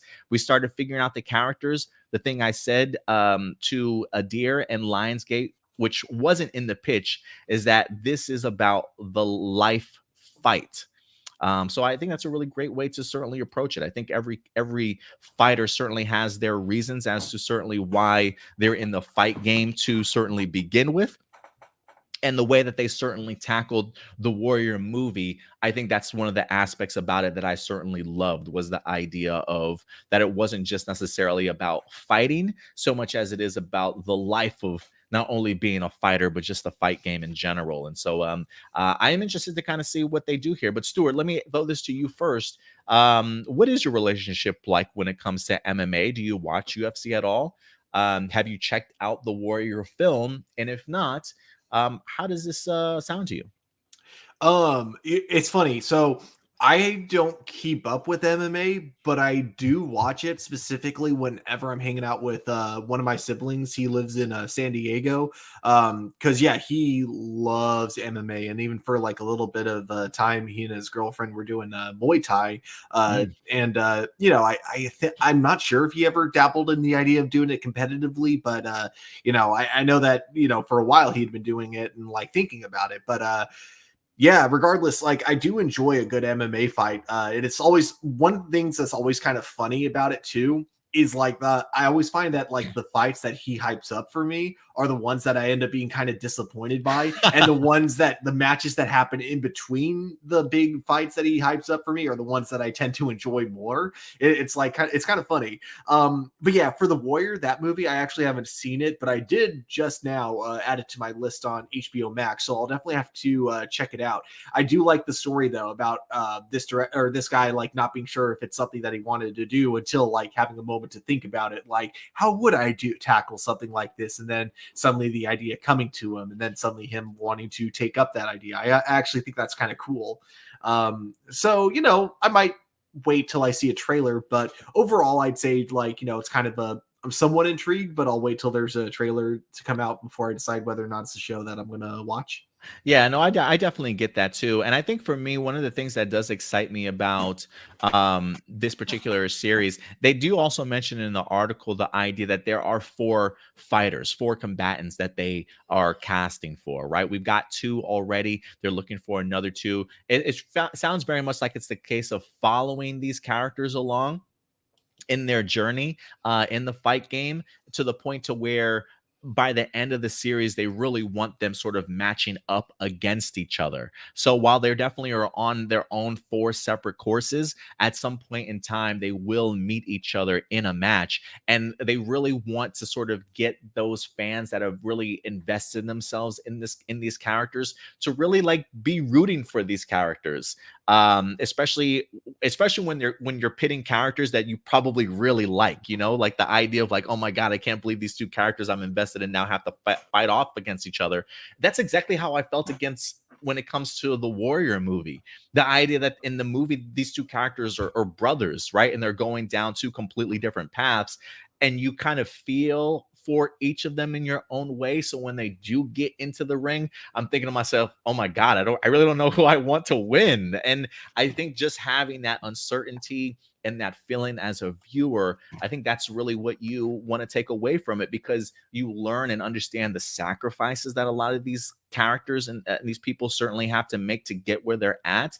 And when it's all on the line, when you've invested everything in it, who you really want to support, who you're really going to root for to go ahead and certainly make it out as the winner.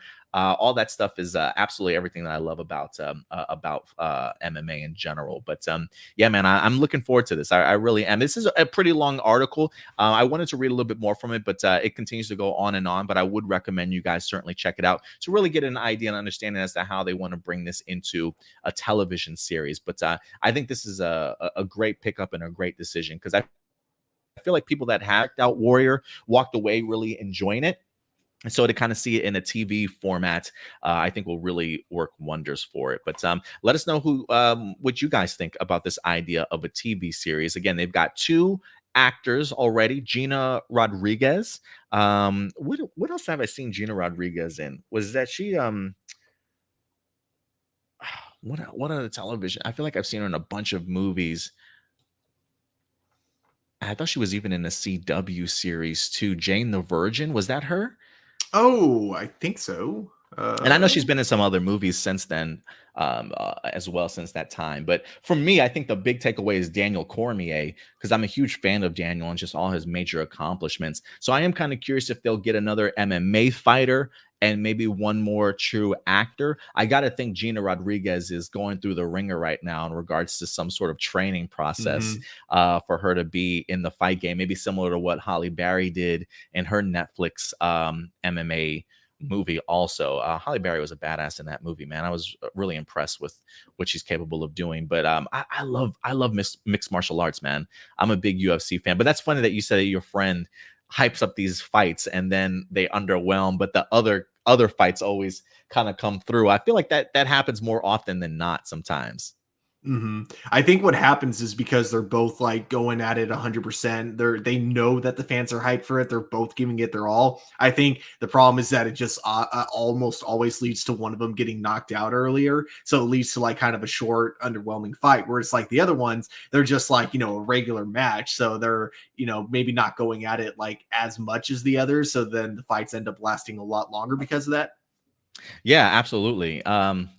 That's definitely a reason for sure. Sometimes I think with the bigger fights, I do think sometimes there's a timidness I think maybe sometimes the fighters know that it's a big fight and they don't want to look like a fool or really ruin sort of their reputation. So I think sometimes they're a little bit hesitant to kind of pull the trigger. And then sometimes you get these two people just dancing around for a good 15 minutes and not really doing Yeah. anything, because they know like one punch, man, and it's all over for them. So I think sometimes they play it a little bit too timid. But then yeah, there's some fighters that just do not care, and they'll go out there and put on some amazing shows. So it's usually a roll of the dice. But I love watching MMA, and I'm very thrilled that my girlfriend loves to watch MMA also.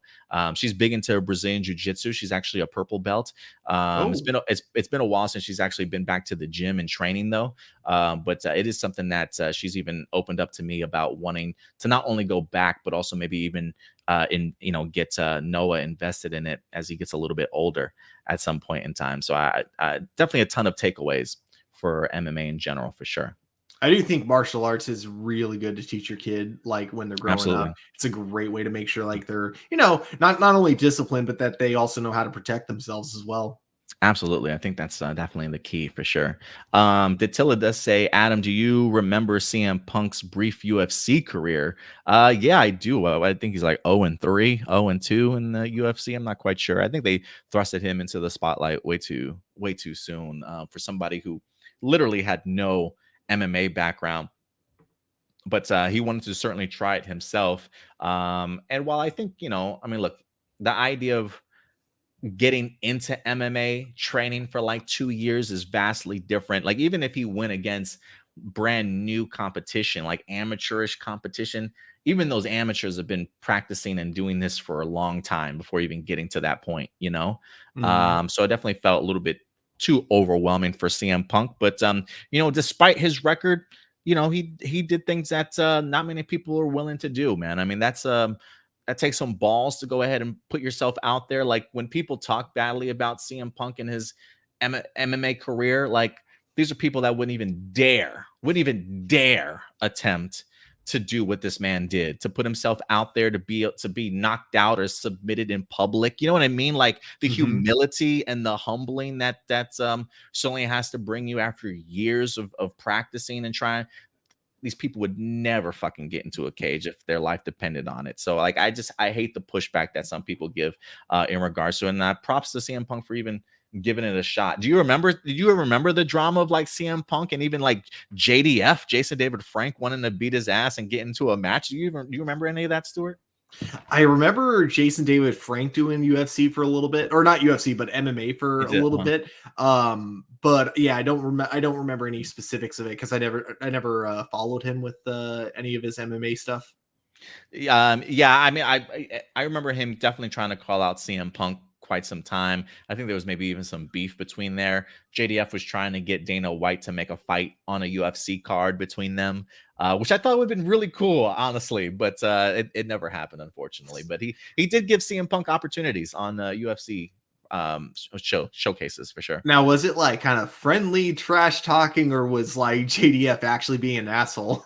I don't know if he was being an asshole, but I think it was definitely some shit talking in the sense of he's scared, he's running, he's avoiding talking to me or setting this up type of thing, right? I mean, the things that you have to say to get under somebody's skin to be like, you know what, just pull the trigger. Yeah, I want to fight. The bullshit that you got to spew in order to get a match. But I don't think it was anything super personal so much as I think JDF was certainly looking for an opportunity to showcase his skill. And, he too only had amateur matches compared to CM Punk not having any matches, but I still think JDF would have demolished that dude. But that's just me. Mhm. Let's see here. Datilla says, I wonder if they would try to get Ronda Rousey in regards to an additional actor for the Warrior TV series. That would be interesting. I think Ronda Rousey has the charisma of like a paper bag. So I don't necessarily know if I want to see her in acting of any kind. Um, so I would say no, but she is Ronda Rousey. Who knows, man? I had a friend who doesn't even keep up with UFC, like pushing to have her play Captain Marvel at one point, and I'm just kind of like, why? Like, nothing against her, just I haven't seen her in anything that like blew me away or anything. So I'm just kind of like, I feel like there's better options out there. And then obviously we got Brie Larson years later, but this is before she was announced to be Captain Marvel. Yeah, it's the same way I feel when people tell me they want singers to play characters. I'm like, singers? Why? Like, do they have any acting experience? I mean, I guess sometimes they do if they're doing music videos. I guess there's a certain level of performance that you got to provide for that. But yeah, it makes me scratch my head too. Yeah, Those things. it's more like when you see someone who's just now dabbling into acting, but they haven't really shown what they can do, and then suddenly because this person apparently does acting, now they should totally be given this giant role. It's like I don't know about that logic there. Like, I'd be down to see them audition for sure, but I don't know, just because you like them as a person and they happen to do a couple of acting things, I don't know if that automatically means they qualify. Yeah, not quite sure either. Not quite sure either. Oh yeah. So one last question though, involving the Warriors. So from the way you're describing the movie, it sounds kind of similar to the movie that came out a couple years later, Grudge Match, except for Grudge Match obviously is a comedy. Oh, Would you agree with that? Um that was the boxing one, huh? Was that the Robert De Niro and was that one? Am I thinking yeah, something else? It was Sylvester Stallone and yeah, Robert De Niro. It Robert was De Niro. basically Raging Bull This versus was Rocky, Rocky, but right? like yeah, they were of course given different names because of copyright reasons. You know, I actually never saw a Grudge Match. I wanted to see it, but I never had the opportunity to kind of check it out for myself. Were they brothers in the movie? They weren't brothers. In fact, they actually kind of hated each other. But like, I Mm, meant more like in the structure of we're following both of them as if right. they were both the main character of the film. So Yeah. by the time we get to the fight, you're not necessarily supposed to root for one over the other. Yeah, no, that I think that's what Warrior felt like to me. Was the idea we definitely saw the journey of both of these brothers, two completely different stories, right? Struggles different, but kind of the same, wanting to achieve the same things, if you will, for their lives. And I don't want to spoil it for you, but just I mean, especially when it comes to sibling rivalry, there's definitely a lot that goes behind it. Also, you know what I mean. So, but yeah, that's exactly what it was. Because I remember when I watched the movie and it gets to the point of here's the time for the fight. I'm like, God, I really don't know who I want to win this match. I really have no idea. Um, but yeah, so it's good stuff, man. Pretty compelling. I would definitely recommend it. And with that out of the way, I think that will certainly wrap up all of our main topics for today's episode. So, Stuart, you know what time it is, brother. It's time for live viewer questions, questions, questions. And this week, we definitely are going to be dabbling in our community tab, ladies and gentlemen. So, let's go ahead and pull some of these up and see how this works out for us. Go ahead and pull this up here. So, we're at our YouTube page. Go to the community tab. Also did ask you guys after the Miss Marvel season finale, how did you feel about the big reveal of Kamala Khan being 50% loved it, 33% says they liked it, didn't see what the big deal was. 17% said they hated it. Not true to the comics. I understand that. Interesting. I can understand though. Some people, some people like their continuity from comics to stay intact, man. Let's go ahead and dive into this. I'll start from the very bottom and work our way up. This is all over the place in regards to like when people submitted this stuff. Is there a way to like Like here put we it go. in order. Sort by newest first. So you can that way you can so right Oh, by I see sort you. by, yeah. Put newest first and then scroll all the way to the bottom. We should be good. All right. There we go. Good old Blossom says, what you expecting from Dino Fury once Netflix starts it up again? What's your favorite moment of Dino Fury season 2 so far? My personal favorites are episode 7 and moments when Javi is on game. Like I said, the dude's sexy badass. She loves her some Chance Perez there. Any expectations for Dino Fury season 2? Have you been avoiding spoilers, Stuart? I was trying to, but unfortunately, some spoilers, whether it was on Twitter or YouTube, eventually there were a couple that I saw. So I don't want to say it just in case like people watching this video have actually done a good job of avoiding the spoilers. But I'll just say this: I hope that spoilers coming into the series, I hope it doesn't feel forced and like rushed. I really hope that man. Okay, I hope that the stakes get really big later on, because now it seems like we're going to go into some cool territories, and I'm hoping for some really interesting reveals. I'm really hoping that like even if Void Knight isn't Amelia's dad like a lot of people are predicting, I am hoping there is something that gets revealed about Amelia's backstory, because it does seem like there's a lot of intrigue to her, and I hope we get to like explore that a little bit more. Yeah, there was while I have been spoiled to one thing, and I won't tell people what it is. Outside of that, I feel like I'm still waiting to see what it is about Amelia that's so fascinating. There was somebody that posed the question about why Amelia's even like why she even believes in the supernatural to that extent, like why she's so determined and focused to showcase that it's real. And I do wonder if there's a bigger story there in regards to Amelia, like something that's motivating her to kind of prove the existence of the paranormal. Maybe it has a lot to do with her parents. So I am kind of curious if that is a reveal. Again, whether or not that's going to end up being Void Knight and Void King, who certainly knows? But I definitely do think that there is something there. So I definitely would love to see that explored along with her blossoming relationship when it comes to Ollie. But you're right. I will say this. I felt like when it comes to Beast Morphers, the second half of that season really kind of took off in regards to, I felt like every episode meant something important, that there were some connective tissues that would always move on to sort of the next episode. And I thought they did a great job of building up into that finale. And I think that's the same thing that's going to happen here, is that a lot of the meat of the Dino Fury storyline will finally be wrapped up in this last half here. And I think it's going to be that continuous build up, big moment building into a big moment, building into another big moment, and then a huge sort of crescendo at the end. That's kind of how I would certainly like to see it happen. But we'll definitely have to see. Let's see here. Jessica Friedman. Do you think we will see Superverse? Hold on. Do you think we will see Superverse versions of the Flash and Supergirl on Oh, Superman and Lois? Superverse in this particular case is referring to the Superman and Lois universe, because Oh going back God. to that interview, quote unquote, Yeah. that we saw, that was one thing David Ramsey mentioned, was that the Superman and Lois universe would be called the Superverse. Again, Ugh. I'm saying all of this with a grain of salt, because again, no audio or video was recorded from that interview, so all I have to go off of it is that YouTuber's word, pretty much. Yeah. So I guess do you think in this Superverse version of do you think we will see their version of the Flash and Supergirl on this show?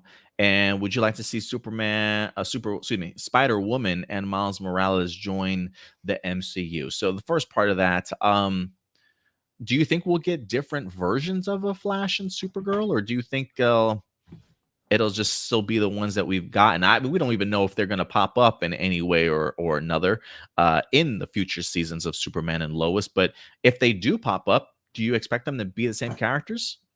I think for the Flash, they might try to keep Grant Gustin to be the Flash, like in the Superman and Lois universe, if they decide to bring him into the show.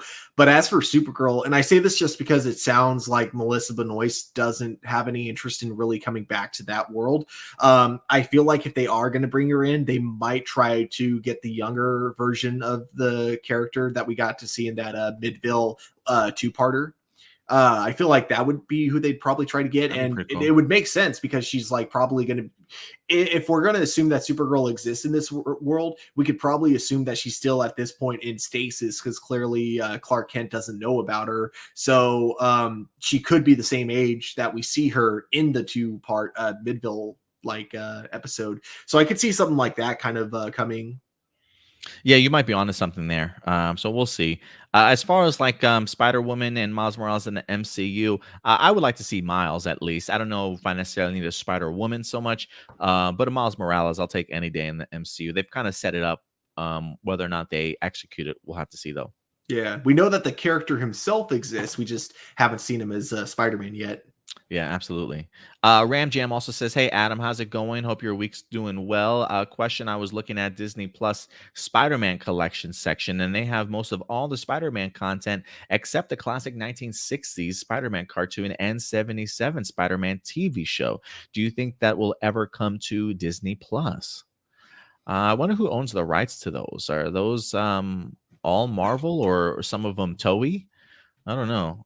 Uh, when I think of 1977 Spider-Man show, is that that's definitely not the Japanese Spider-Man one, right? No, it's the live action Amazing Spider-Man Spider-Man TV show. show Oh. that I had never seen, but I just hear people saying is one of the worst shows out there. Do you think it'll make its way to Disney Plus? Any of those? I think it's a good possibility. I think the 66 show is a lot more likely to go on to Disney Plus. Which one? The 1960s? Yeah. Oh, yeah. Sorry, the 1960s Spider-Man. I think that's a lot more likely. Yeah. But the 77, it is a possibility. I don't see it happening anytime soon. Yeah, I can see the 60s one going up there also. I feel like I definitely watched my fair share of those VHS Marvel tapes of the Spider-Man cartoon back in the day. So I hope they do. I really would really like to see that. Chris Crossman, not sure if you were asked this before, but just wondering, has being on YouTube for a long time affected how you watch shows and movies? I've seen many other channels who only watch just to do videos on. A lot of them often get very angry when they don't like something, even telling their viewers as if their answers as if they're their answer for everything. So has how about you, Stuart? Has being on YouTube for a long time affected how you watch movies and TV shows? Only really the way that only for the ones that I like reviewed. Because I find that like a lot of times when I'm watching a show, like I tend to not think about it too critically unless I'm rewatching the episode. I just kind of like, pay attention to the shows at face value. But when it comes to shows that I'm reviewing, it's like a little bit different. I tend to be thinking a lot more. So it's less about like me just enjoying what I'm seeing at face value, and it's me trying to figure out why am I enjoying this? What details am I seeing that's making me enjoy this? What do I think works? Yeah, I would agree with you too. I think that's probably the same where my mindset has come. I feel like um as far as how it affected me watching shows and movies, yeah, I mean, I think I just pay more closely attention, especially to the shows that I do review on here. And I think in part too, it does help me appreciate just the effort and the amount of just the amount of effort that it goes to really putting together a show and understanding that it's pretty hard to make something good that everybody is really going to enjoy. It's not as easy as I think most people think that it is, but I think it gives me a much deeper appreciation, but allows me to kind of watch and view movies a little bit differently for sure. Marcelino Vasquez, he's got a question for us. He says, some people did not like how the MCU wrote Captain America, mainly because to them it didn't feel like the Captain America from the comics. They described Captain America's story as the fish out of water, comparing him to John McCain as he's in a thought out old man who's grumpy about everything and is super patriotic, stuck in a postmodern society that doesn't value America anymore. And he's there to remind everyone that you should love America because it's the greatest country in the world. What do you guys personally think? I think you're spot on with the ultimate Captain America, but I think Mm. like the comics, Marvel Comics Captain America changes a lot because times change and the way we see the world changes over time, and I feel like that very much like Superman, that Captain America tends to change along with it. Ultimate Universe Captain America, not so much. Yeah, that's a definitely a great comparison for the Ultimate Captain America for sure. Let's see here. What else we got? Who else we got up here? Good old Tarek the Mofo Knight. He says, this has been in my drafts for months. My theory on Tarek possibly being a Browns Knight by the end of season 2 for Dino Fury says, I hope Tarek gets freed from Void Queen's control as Void King and somehow gets a new Dino key to become Bronze Knight, or maybe the Void Knight. Zato was familiar with when he mentioned during the first episode that armor, where did you get that? Was actually the Bronze Knight. Zato just didn't remember that it's the same looking armor, but different color, considering he was in stasis. So maybe he got knocked out to Earth during the Ancient Sporks battle and didn't really see the actual color of the armor itself. Season 2, Episode 9, Tarek said he found the Dino Night Key and Morpher long ago and used the power to create the armor, perhaps implying it's not the exact armor Zato knew about before. The episode earlier in the first half of season 2, when Centaura became Void Queen, I still believe that shot where the lightning made Void Knight look brown for a split second was a small tease at Bronze Knight. Looked very similar to Real Soul Brown. Yeah, I still think that's yeah, I don't know. Simon Bennett said in this some of his earlier interviews during season 1 that he had the writers watched every single episode of Real Soldier as it aired in Japan while writing Dino Fury. So seeing Real Soul Brown pop up near the series finale of Real Soldier probably gave him ideas for the finale later on. If not Tarek, then maybe Pop Pop, because he is goofy and should fit the Sentai footage of Real Soul Brown. What do you think, Stuart? I still think I'm still gonna put my money on Mick. I want Mick to come back. That would be awesome. How big of a role did Rio Soul Brown play in the show? 1 episode. Oh, probably not then, because a lot of times Power Rangers tends to kind of skip over the one-offs. Not every time, but a lot of times. Like I know for Beast Morphers, there was like a one-off episode that had like a couple of Green Rangers, and I know a lot of people were like expecting it to be Ben and Betty, but then they ended up just not really doing those episodes. Yeah, they teased the hell out of us with Ben and Betty, and they never gave us anything, unfortunately. Shout out to RL for certainly popping up in the stream. Appreciate you coming through, RL. R.L. Stein, like the author of the Goosebumps. Yeah, appreciate you coming through. Let's see here. What else we got? Abase, what's up, Abase? Why didn't the Avengers use the 2012 Time Stone to revive the 2023 stones in Endgame? He says the Time Stone can revive the other stones. So can the Avengers only take the 2012 Time Stone in the Time Heist and use it on the Infinity Gauntlet, whose stones have been destroyed by Thanos in the Garden? He says maybe they had no idea how to use the stones individually. They only knew that when all the stones are in the gauntlet, that if you snap your fingers, the glove grants your wish, or that wouldn't have made for much of a good movie. And it's fine the way that it is. I think the canon way they can get around possibly plot holes like this is there only one winning scenario? So while, yes, they could have done it that way, we can assume Strange saw that possible timeline and that it wouldn't have worked out for some other reason. I kind of think that that's the route that they went, Stuart. The idea of Doctor Strange says, hey, there's only one way that this works. I've checked out a bajillion other outcomes. They all suck. You know, this is our only way of doing this. Do you think that's the route, or do you think they could have used the 2012 Time Stone? I'm trying to remember I think the they rules and laws. They would have to bring the Sorcerer Supreme with them to the present, because it's not like any of them know how to use the Time Stone. None of them are like magic or anything like that. So yeah, I don't know. I'm gonna say no. That wouldn't have worked. That could have been. That's a good point. I don't think we've seen anybody else outside of Doctor Strange really use the Time Stone individually like that. And considering their mission, he was definitely nowhere to be found. So yeah, maybe it just kind of came down to this is the only plan. This is the only route of only plan we got. Doomsday says, is it weird that every time I watch Dino Fury episode Jam Session, I always find myself cheering for Javier for calling out his dad for being a hypocrite? No, it's not weird at all. I think a lot of us were pissed off at Ward and Garcia for quite some time. I So think like even though I kind of like it because it makes me feel good, I think it's kind of weird how he made like a complete 180 after that episode. I'm like, no, you were kind of a dick. You don't get to just suddenly be a nice guy now. What?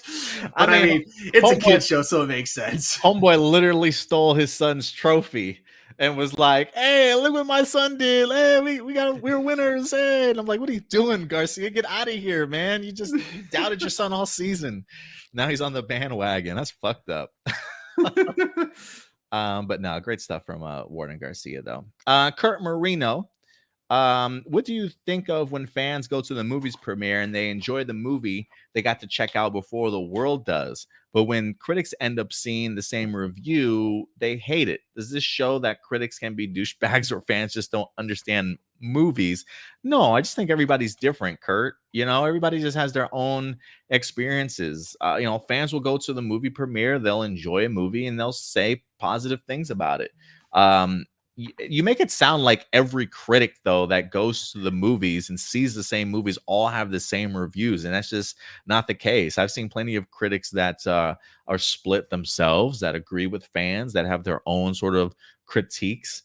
So no, I think everybody goes to a movie with their own expectations and walk away with their own sort of understandings of movies. So no, I don't think this makes critics can be douchebags or fans don't understand movies. At the end of the day, movies are subjective. Don't ever let anybody tell you a movie can only be enjoyed or hated because it's all subjective. That's exactly what art is. People will walk away from experiencing a movie in two completely different ways. Doesn't mean that they're wrong. It just means that that's just their point of view, and you can agree with their point of view or not. So no, I don't think that this shows critics are douchebags. I don't think this shows fans don't understand movies. I think if it does show, it just shows that everybody's got their own opinion and movies hit everybody differently. What do you think, Stuart? Yeah, 100%. I 100% agree with that. I also think too, like with premieres, you got to realize that a lot of people who see these premieres, it's like their first premiere going to, and they feel like incredibly excited to be, at what's basically a huge event for them. I can tell you from experience, Love and Thunder, I saw that as a staff screening. And I think I mentioned like my thoughts on it. I'm like, this is my favorite Thor movie. I absolutely love it. And while I would right now say it's kind of on par with Ragnarok, I can say that watching it a second time, now that after I've already watched it at face value, now I'm kind of like thinking of it more critically. I'm like, wow, this movie is kind of dumb. Like I still like it overall, but it's just weird. Like my enjoyment of it was here originally, and now it's like, kind of just decreased a lot. Yeah, I mean, I definitely do think repeat showings can definitely do that for people. I think the idea too of seeing a movie for the first time, that's one of the reasons I think I've tried to start avoiding first reactions, because I feel like, Yeah. there is a hype level, there is a level of excitement, like, oh my God, I'm at a premiere, right? And you see a movie and you just want to gush about it, sort of thing. And that's certainly more than fine. But I think also the idea of going back and watching the movie again, I think we get a better understanding of where that enjoyment is coming from. Why do we like this movie as much as we do? Or, yeah, maybe sometimes you'll see a movie again and be like, I don't think that movie was as good as I thought it was, certainly the first time around. So, again, movies hit everybody in a significant way. Just because we have different points of view doesn't mean that one person's wrong or they don't understand how filmmaking works. At the end of the day, it just hits us differently. Um, we also got Michael Rhymes. Remember, guys, just one question per person because of the fact that we're getting so many questions. So if you do have two questions, if I'm only answering one of them, you know why. So one question per person, please, throughout the week. Michael Rhymes says, since the announcement of Madam Web movie in the works, how do you think it would work since we know Sony pretty much sucks when it comes to superhero films? Correct me if I'm wrong, but what are the writers? But are the writers the same ones from the most recent Morbius movie that didn't do so well? Can you look that up, Stuart, in regards to the writers for Madam Web and what else that they've done? He says, Yeah. He says, my take, if I had to guess, Madam Web, if Dakota Johnson ends up playing her, breaks up a cult using her psychic powers, and at the end, she's revealed to travel the multiverse like the 90s animated Madam Web. Is Sony really that bad when it comes to comic book adaptations, or are people just exaggerating their distaste for their movies? All I know is Sony is really good when it comes to animation, like Miles Morales in the Spider Verse. Look, there are definitely going to be some people out there that really love the first Venom movie. I feel like I've seen more negative reviews about the second Venom film than I have the first one. I do think that it's got a lot of fans, and there's some people that I remember even seeing saw Morbius that walked away saying, "Oh, it's not as bad as critics say." It's as bad as critics say. But again, that's just my point of view. I just feel like they make mediocre movies, movies that are just passable to get you to feel some type of way, but nothing that really makes you go, wow, like this was an experience that I walked away from just really enjoying, and I gotta tell all my friends about. Again, that's just my own certain perspective. So when it comes to Madam Web, I am uh, I am a little bit hesitant despite some of the strength of the actors that they do have for Madam Web. If there is any hope that I have for Madam Web is that there is a bigger picture involved here.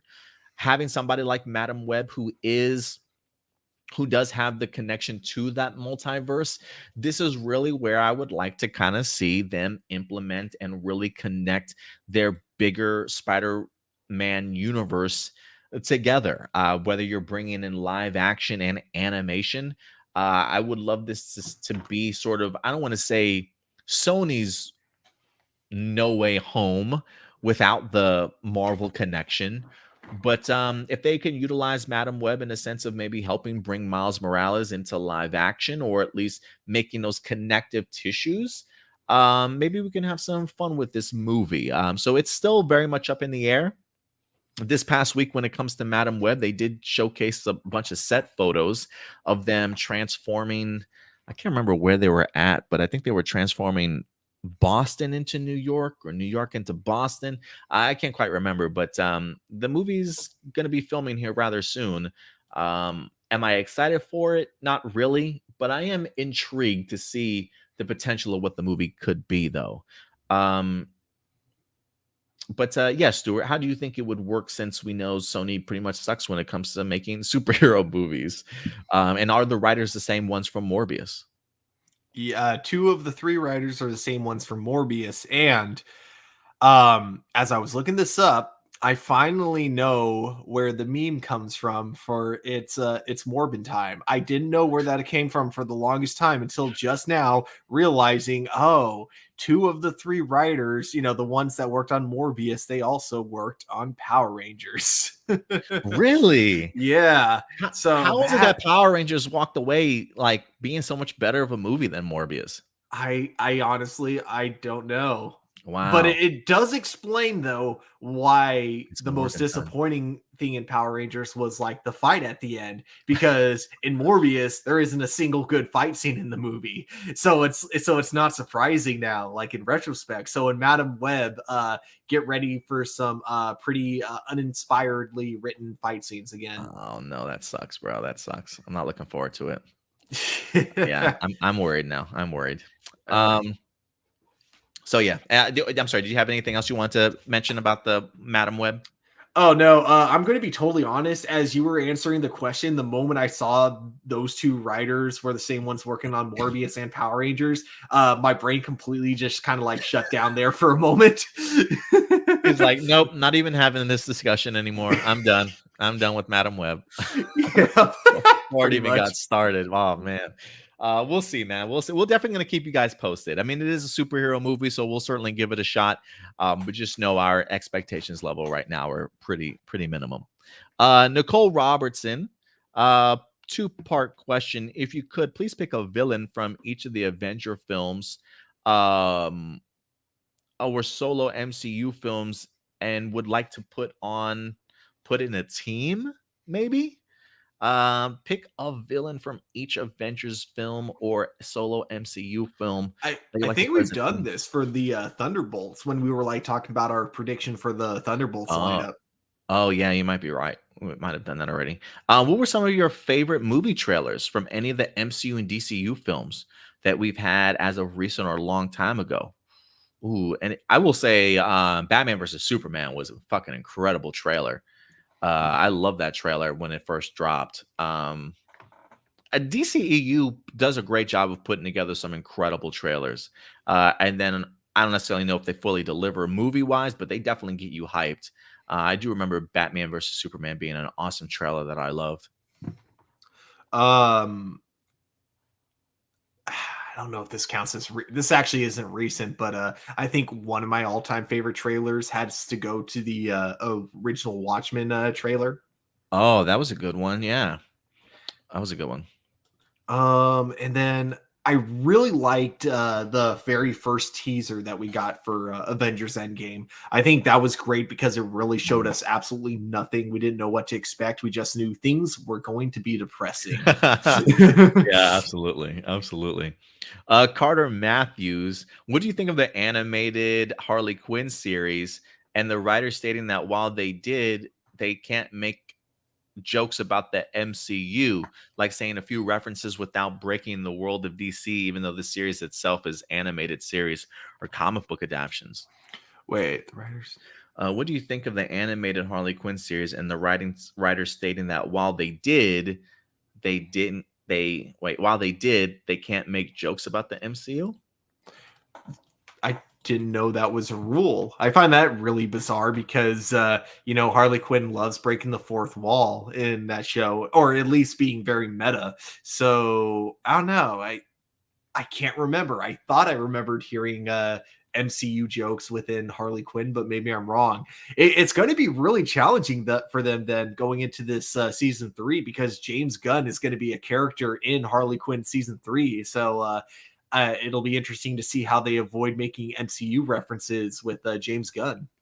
Yeah, I will be interested to see how they do that because yeah, Marvel makes references for DC from time to time, right? Yeah, I mean, even in Eternals, like Oh yeah, they that's right. referenced Superman and Batman. Yeah, I totally. Yeah, that's true. They did both of them. Real quick side question. RL says, "Do y'all think Sony will ruin the MCU because they kept pushing out these Spider-Man character films? They need to establish a partnership like they've done with Spider-Man films so far." No, I don't think it'll have any hindrance on the MCU. I think they very much are separate in that entity. But do you think it will? No. I think the MCU was willing to play ball with Sony if Sony was willing to, meet them halfway, like make sure like Disney got like an overall like oversight of what they were doing. And I think because Sony wants to just do their own thing, they ended up having to split universes because it feels like the idea of Morbius not being in the MCU was a very last minute decision, just based on the trailers that we got for the movie before that. So I think that with it being in its own universe, it's specifically like that. So the MCU doesn't have to worry about Sony doing anything that would kind of ruin their like overall momentum. Gotcha. Let's see here. John Schuyler, imagine that Zordon didn't die, but instead was able to escape from the time warp and show up in a season of Power Rangers as a mystery Sixth Ranger. Which season would you like to see him show up in? And what is his Ranger color Zord? Um, if we're talking about time warp, give me Time Force, buddy. Give me Time Force all day. um, you know what? I'm gonna go with if they ever adapt Kira Major, I wouldn't mind seeing him as the Sixth Ranger in Kira Major, especially if they because like a lot of people have been saying like, what if they wanted to tie it into Eltar instead of having it be Mm. what was the planet called in that show? Like Crystalia? Yeah, Crystalia. Crystalia, yeah. So instead of having it be Crystalia, just have it be Eltar, and then that'd be kind of like how you could bring Zordon back into the series. I love it. I love it. I would probably have him. I do like the Kara Measure Sixth Ranger. If I had to pick a color, I don't know why I think of like a aqua color, like a blue, just because um those from Eltar are blue. So and we already have a blue ranger, I believe, right? And wait, do we have a blue ranger for Time Force? Yeah. So give me an aqua, like an aqua color. That'd be cool. Yeah. Let's see here. Carlo, am I the only one who actually likes Rocky? Talking about not Rocky Balboa, but Rocky from Power Rangers. Oh, okay. He gets way too much crap, and I really never understood why. Was it because he replaced Jason? If so, that's kind of dumb reason to hate a character. Uh, I mean, I did like the joking hate back in the day. Like, I never actually had anything against Rocky, but I would just, kind of be like, oh, and then there's Rocky. He's just there. But I only treated them that way because the show itself kind of treated them that way. And before you correct me on that and say no, it didn't. Well, here was the original idea for Forever Red that they had originally. Rocky was supposed to be Jason David Frank's butler, or What sorry, the fuck? yeah, Tommy's butler His in that. butler? So yeah, at least according to Linkara, and he's usually good with the sources that he gets his information from. So according to Linkara, that was apparently like an idea they had, and I think that's why Steve Cardenas gave him the excuse of, yeah, I'd love to, but I'm kind of moving right now, so I don't have time. My God, I had no idea about that, man. So yeah, that just goes to show you how they felt about Rocky immediately. Yeah, Uh, I just think, like, I had nothing against his character. I just think it was incredibly dumb the way they wrote him off the show. That's I think the way they wrote him off made him the dumbest character in the show, even though he was fine up until that point. yeah, I honestly didn't mind. Like, yeah, for me, Rocky didn't really start doing his thing until Zio for me. I just always felt like he was Jason light, like let's just put him in Jason's clothes. It's like there's no, Steve Cardenas at that time shouldn't have been rocking these sleeveless shirts. He didn't have the same, Austin St. John arms. You know what I'm saying? Like, poor guy. But yeah, it wasn't until Rocky, I think for me at least, Zio really kind of earned my respect a little bit more. Um, Francois, what's up, Francois? He says, what are your hopes for Guardians of the Galaxy 3? And what do you hope lands a big emotional impact? And what do you want to see as a post-credit scene? I heard Drax might exit the franchise. Yeah, I'm kind of under the impression that we might get a couple deaths in here. I think Drax dies. I think Drax doesn't make it out of this movie. As far as who else doesn't, that I don't quite know. I kind of like Nebula, but I wonder if we're getting to the point of her character, end of her character arc.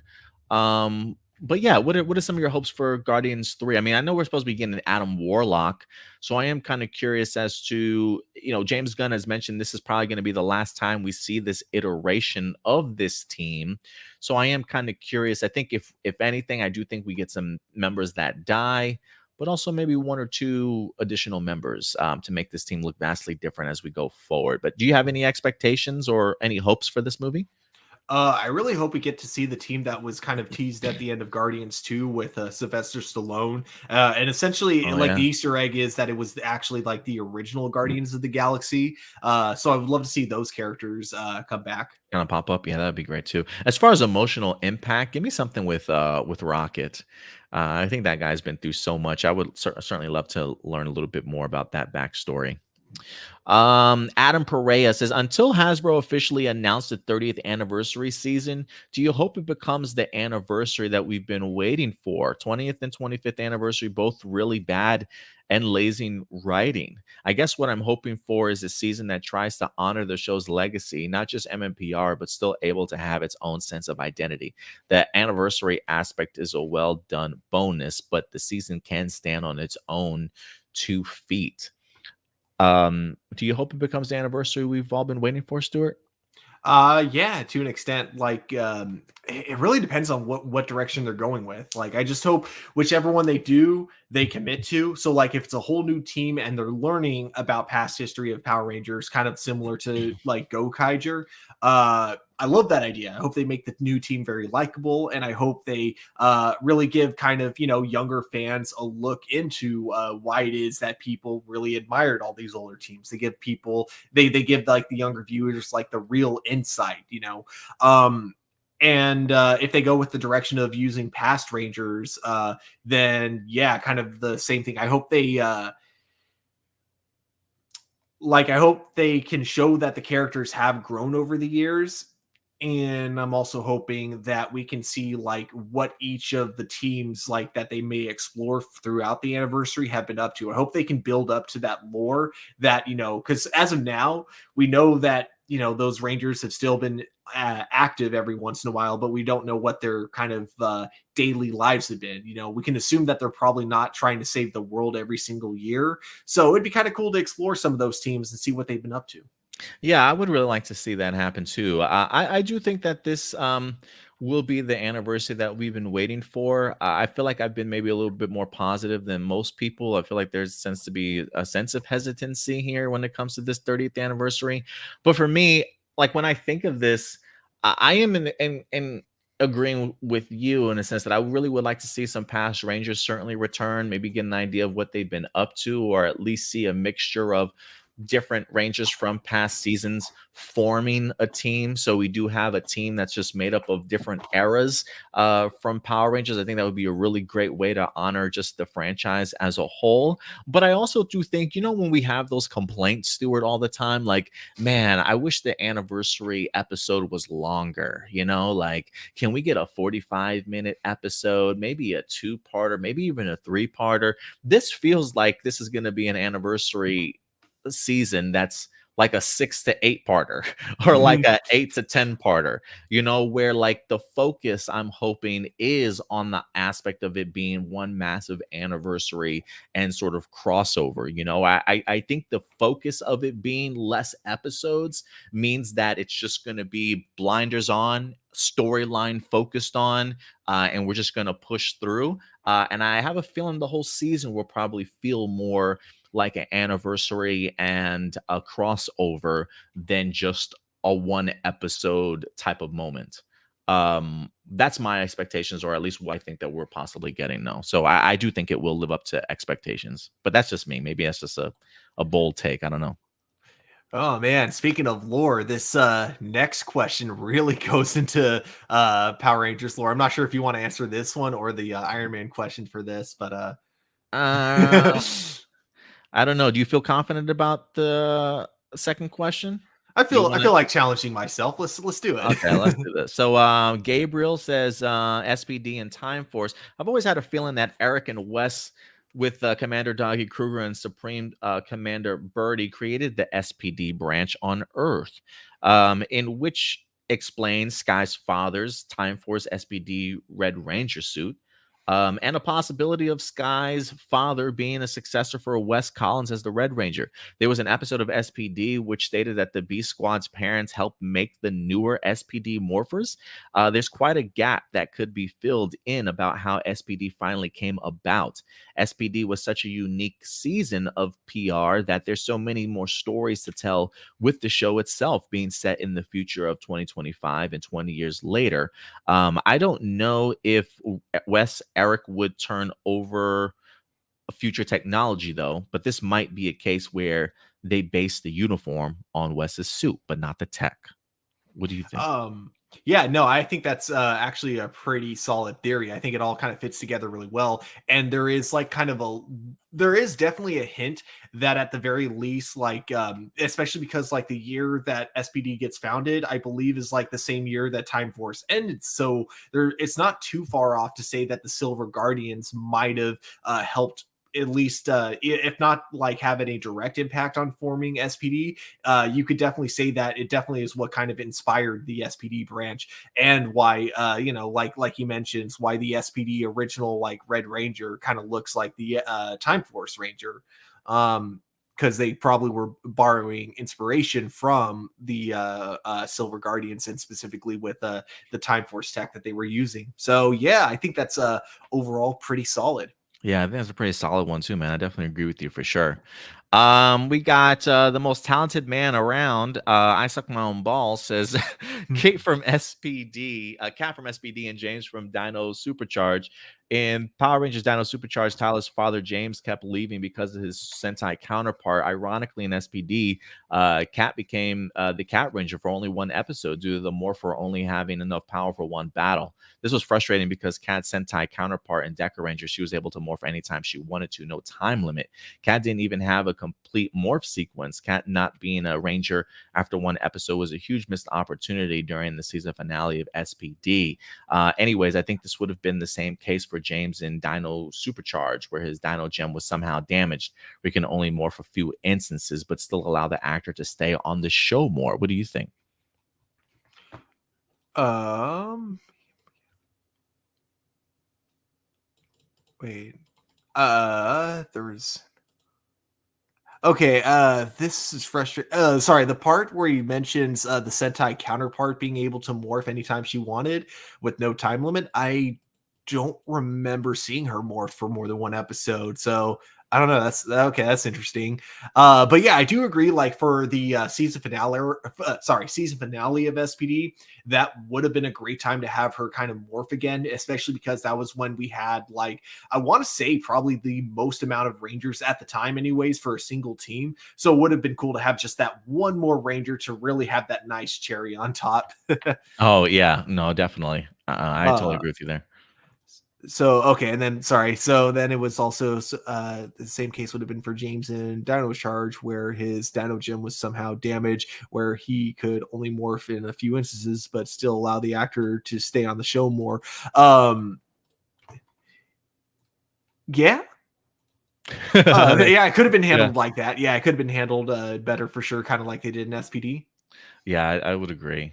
Let's see here. Morgan, we got Morgan says, with there being potentially being a Wonder Woman 3, do you think fans who had issues with Fantastic Four 84 will not want to see it? It was still very enjoyable movie, even though the main fault was the storyline being all about wishes coming true. While I myself really liked and enjoyed Wonder Woman 84, do you think the movie would have been much better or drastically different and Zack Snyder was the director while keeping the same writers? I'm not sure Zack Snyder would be able to change Wonder Woman 84 as being the director. I'm perfectly okay with Patty Jenkins staying on board as the director. But unlike the first Wonder Woman, I believe this Wonder Woman 84, if I'm not mistaken, was written by Patty Jenkins and Jeff Johns. And I think for me, I think that's really what hindered Wonder Woman 84. So if Patty Jenkins says, "Hey, I'm coming back to be the director of Wonder Woman 3, but we've got other writers," I'll definitely be more open to it. I don't necessarily need Zack Snyder to direct the movie, but he did. I'm sure he did have some influences, if you will, on the first one. It just the first Wonder Woman movie just felt just like a completely different movie from Wonder Woman 84. Aspects of 84 that I appreciated and certainly enjoyed and walked away like I enjoyed the movie, but it definitely had its hiccups for sure. But I think people will certainly give it a shot. I mean, the first one was great. Second one, I'm sure each person has their own opinion on the second one. But I think in regards to filling out a trilogy, I think people would still come out to see a Wonder Woman 3. What do you think, Stuart? Yeah, same here. I think all the issues I had with the very first, or sorry, the second Wonder Woman movie, was in the writing and not necessarily the directing. I think Patty Jenkins was a great director, and I definitely would love to see what she does for a third movie. But yeah, I would hope that they learn from the first or from the second movie and probably change up the writing team a little bit. Let Jeff Johns stick with Stargirl and find someone else to take over Wonder Woman. Yeah, no, I totally agree. Maybe you can answer this one for us. Power Rangers Legacy, Stuart. What's your personal theory about the Phantom Ranger in the main Power Ranger TV universe? Mine was that he was a robot created by Zordon and Alpha 5 after they left Earth to look over the new Rangers and help them in need. Also, I like the idea that he might have been Billy, even though it didn't entirely make sense. It certainly would have made Cassie's crush on him a bit weird. Yeah, I don't know about the Phantom Ranger in the TV universe. Like, there's a part of me that kind of wish that it was certainly Billy, but just seeing what they're doing with Power Ranger universe, and kind of exploring the Phantom Ranger's origins a little bit more, it definitely feels like it probably would even predated that of Zordon and Alpha 5. So I don't really know what his real origin story certainly is at this particular point in time, but I've always been on the Billy bandwagon. But have you ever had a personal theory about Phantom Ranger, Stuart?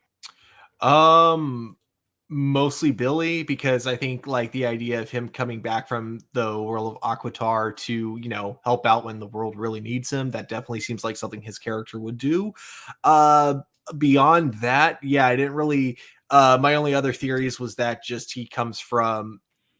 I don't know. I think Billy's the only theory I really ever had for him. Other than that, he's just an OC character that we never really got too much backstory on. I don't know. Yeah, no, I agree with you there. Age. What's his have you read Power Rangers universe? Like what's his origin in that? I have not yet. I just know that he's been working with the Morphine Masters. I believe that they have been examining and studying the morphing grid, in the sense of like trying to figure out what it is. This is just a theorized place. This is an actual physical place that you can certainly travel to. And I believe the Phantom Ranger takes it upon himself to just find out with like no disregard to what's on the other side, and kind of goes into the morphing grid to see what's there. And that's really all that I know about it, in regards to it. But I guess he's studying the morphing grid right alongside the morphing masters during this time in Power Ranger universe. Outside of that, I don't really know where his story leads, though. But I think it is supposed to reveal the true identity to the Phantom Ranger. Okay. Adrian Perez says, for the Hasbro Netflix Power Ranger universe and the new showrunner Jenny Klein, do you think she and Jonathan Edwards will take some inspiration from the legacy seasons as research so that the new series would still feel like Power Rangers?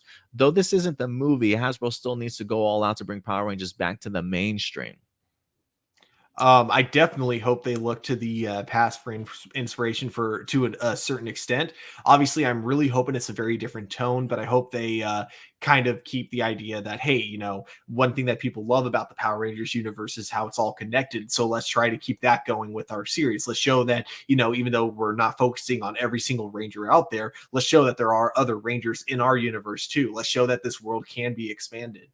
Yeah, I would agree. I think I would appreciate connective tissues and pieces to kind of emphasize like what might have happened in legacy seasons or something like that. But as far as like the formula, costumes, um like I really want this to feel unique, and completely different than anything else that we've had when it comes to Power Rangers. I think for me, my biggest thing would just be the connective tissues. Like I really would like there to be a sense of there was a bigger world out there in regards to Power Rangers, even though we may not necessarily be in exploring it. And I think if they can at least establish that there was certainly more that came before this particular team, I would be open to that. I would be open to that. But I don't necessarily need them to take direct influences from past seasons and include them into the show, because I would want the format to be different. 40-minute episodes maybe. No Megazord battle every fight. You know what I Mhm. mean? Every episode, I should say. I really want them to focus more on really making this a complete television series instead of just copying what came before. But connective tissues, I'm down with. I definitely agree with the Megazord thing because as much as I love a giant kaiju battle, when it's one every single episode, it's just it gets less and less interesting, and then it just starts to feel like, oh man, we're using this time for another generic Zord fight when we could be using it for character development or grounded fights where you have a lot more flexibility. I just think they should save the kaiju, the Megazord fights, for like a couple times a season, so that way it has like a much bigger impact when we do get to see it. Oh no, I definitely agree with you there. Hold off. That's because that should be like your money shot. That should be your big Mhm. climactic battle. So, Jericho Gonzalez says, I might be the only one, but I wouldn't mind if Justin came back to Power Rangers despite Blake himself being a douchebag. If it was under a Tommy Oliver Dino theme type role, let him be some kind of mentor trainer to misfit teenagers who are different walks of life. Play up the fact that after his time in Rangers, he ended his after his time as a ranger ended and his friends went to space, he felt alone and not sure where his place as a ranger was. That's actually a pretty interesting concept. Best part, you could easily have him see his team get in trouble one day and brush off his blue turbo morpher one last time, similar to Adam when it uses his damaged MMPR black morpher. You know, Justin had a spare morpher, the key in the in space episode True Blue, powered by his vehicle Stormblaster. Very easy way to explain his powers still functioning. Perhaps some kind of trouble team support center supervisor. I kind of dig that, Stuart. Mm-hmm.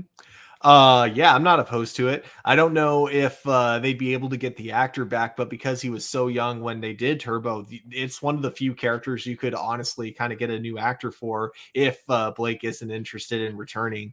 Or, That's a good point. Good the other point. thing too is that obviously if you have Abraham Rodriguez in this anniversary season, or crap, I forgot his name, but the actor that plays Blaze, you definitely can't have Blake, in the same room with them. So I think that, like, if they needed to replace the actor, they could too. Nah, put them in the same room together. I want to see these two hug it out on screen. Let me Oh, okay. see. If that's what they do, then for sure, I would No, love to but see that. but I dig the idea of Justin returning. I mean, I will say this: his story is much more unique than any other Power Rangers out there.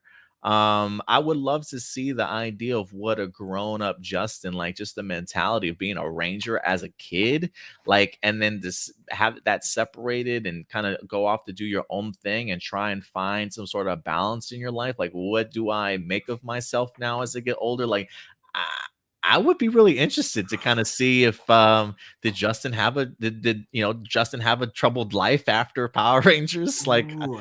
and now he eventually became, cleaned himself up. I kind of dig this storyline, man. I would love to see something like that.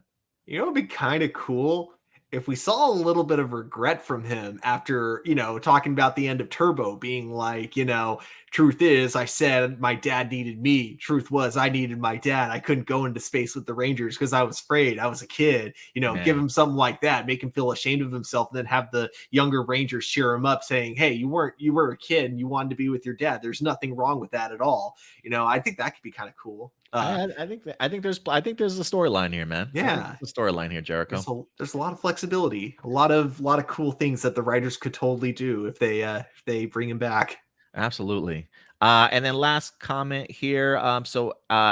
Adam, is Disney, Marvel, and Warner Brothers might get reveals at San Diego Comic Con. I don't believe Warner Brothers is going to be that heavily involved in San Diego Comic Con. I think there might be some things from Warner Brothers that we certainly might see. I don't know how heavy DCEU or TV related it might be. But we might get something. I think the big reveals will probably be more from Marvel, though. Maybe some Warner Brothers television stuff, maybe not so much movies, but I do think that we'll get some big reveals. Is there any reveals that you're hoping that we get from the MCU, Stuart? From the MCU, I hope we get like a reveal about the X-Men or something like that. Also, maybe a trailer of either the Marvels or Black Panther 2. Yeah, give me a Black Panther trailer for sure. I would love to see a reveal for a Daredevil series. Oh, Um, yes. Definitely give me I'll even ask for a Doctor Doom reveal, like a series or a movie or even anything Fantastic Four related at this point. So yeah, Daredevil, Fantastic Four, maybe X-Men.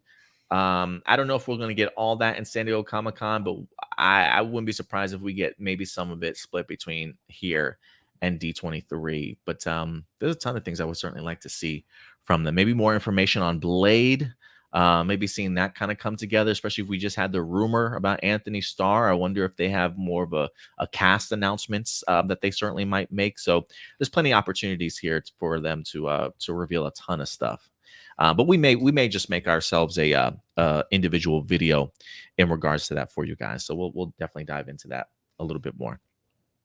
All right, Stuart. I think other than that, I think that's going to be all of our live viewer questions. Oh, Excellent. actually, I do have one other one. I'm sorry. Jackson Peterson. Technically, we're talking about Keanu Reeves as Batman. Technically, he is Batman in this Super Pets movie. I don't really get the feel of a Batman Forever Batman from Keanu. He's an excellent actor, but I feel like he'd play a very brooding and calm Batman. Though Keanu was Robin in an alternate version where he had better scripts, screenplays, visuals for Batman Forever and and Robin, and keep Keaton in as Batman would be really spicy. He could be lean and athletic Batman. He looks bloody good in action already. I would see that. If there was even a Dark Knight Metal movie series with the style of Spider-Man Into the Spider-Verse, Keanu could voice a Prime Earth Bruce Wayne. So he's definitely throwing out some different suggestions. Any of those that you like or any rebuttals? Uh, No, I mean I like all those I think the one that I would go with is because I've had this idea for like either a mini series or for a movie for a while now, which is like the idea of a retired Dick Grayson years after Batman has passed away from either old age or from like something, and basically he's done being Nightwing and now he's just a private eye detective, but in a world of superheroes. That's kind of the role I would see him as. I kind of dig that. Yeah, I was when he said Batman Forever and Batman and Robin, I'm like, I don't know if I picture Chris O'Donnell turning into Keanu Reeves. Like I don't know if because we do have a Robin from there, but I guess this maybe he could be playing another Robin. I have no idea, but I just wouldn't. We already have a Chris O'Donnell Robin. I can't see anybody else replacing Chris O'Donnell, unfortunately for me. But I do like the idea. I mean, maybe they can pull it off in some weird sort of way. But I'd be open to the idea of him at least as Batman. I don't know if I would want him as a Nightwing or Robin. I could see him as a brooding Batman. But Mhm. to each their own, whatever you guys prefer. All right, Stuart. I think that's gonna wrap it up for us here, man. Any last comments or anything like that before we bounce out of here? Or just comments Um. for you? I mean, in regards to any last comments you might have for yourself? Oh, any comments? No, not. I think I said everything we needed to say during Hero Report. Awesome, awesome. All right, guys. I think other than that, that's probably going to do it for us. So thank you guys for continuing to support our channel each and every week. Again, if you do have any questions, submit them over to our YouTube page over on the community tab. I will go ahead and make a post every Wednesday for you guys. And then feel free to go ahead and drop your questions throughout the week there. Remember, one question per person as we certainly move forward, guys. So thank you very much, everybody, for certainly joining us today. I'm going to go ahead and enjoy the rest of my weekend. But if you want to go ahead and find us, guys, where can people locate you on social media, Stuart? You guys can find me on Twitter and Instagram at TurboStew01. And if you want to follow us, guys, you can do so right up here at A Plus Opinions. Very active over on Twitter, along with Instagram, especially our Facebook page where we post news all throughout the week there for you guys. Poster reveals, trailers, any new rumors and speculation out there. We definitely keep you posted. And then we pull stories from there to go ahead and discuss with you here on A Plus Hero Report. So we definitely will be back next weekend, guys. But in the meantime, do us a big favor, as always. Take care of yourselves, take care of each other, and keep it A plus. We'll talk to you guys later. Bye.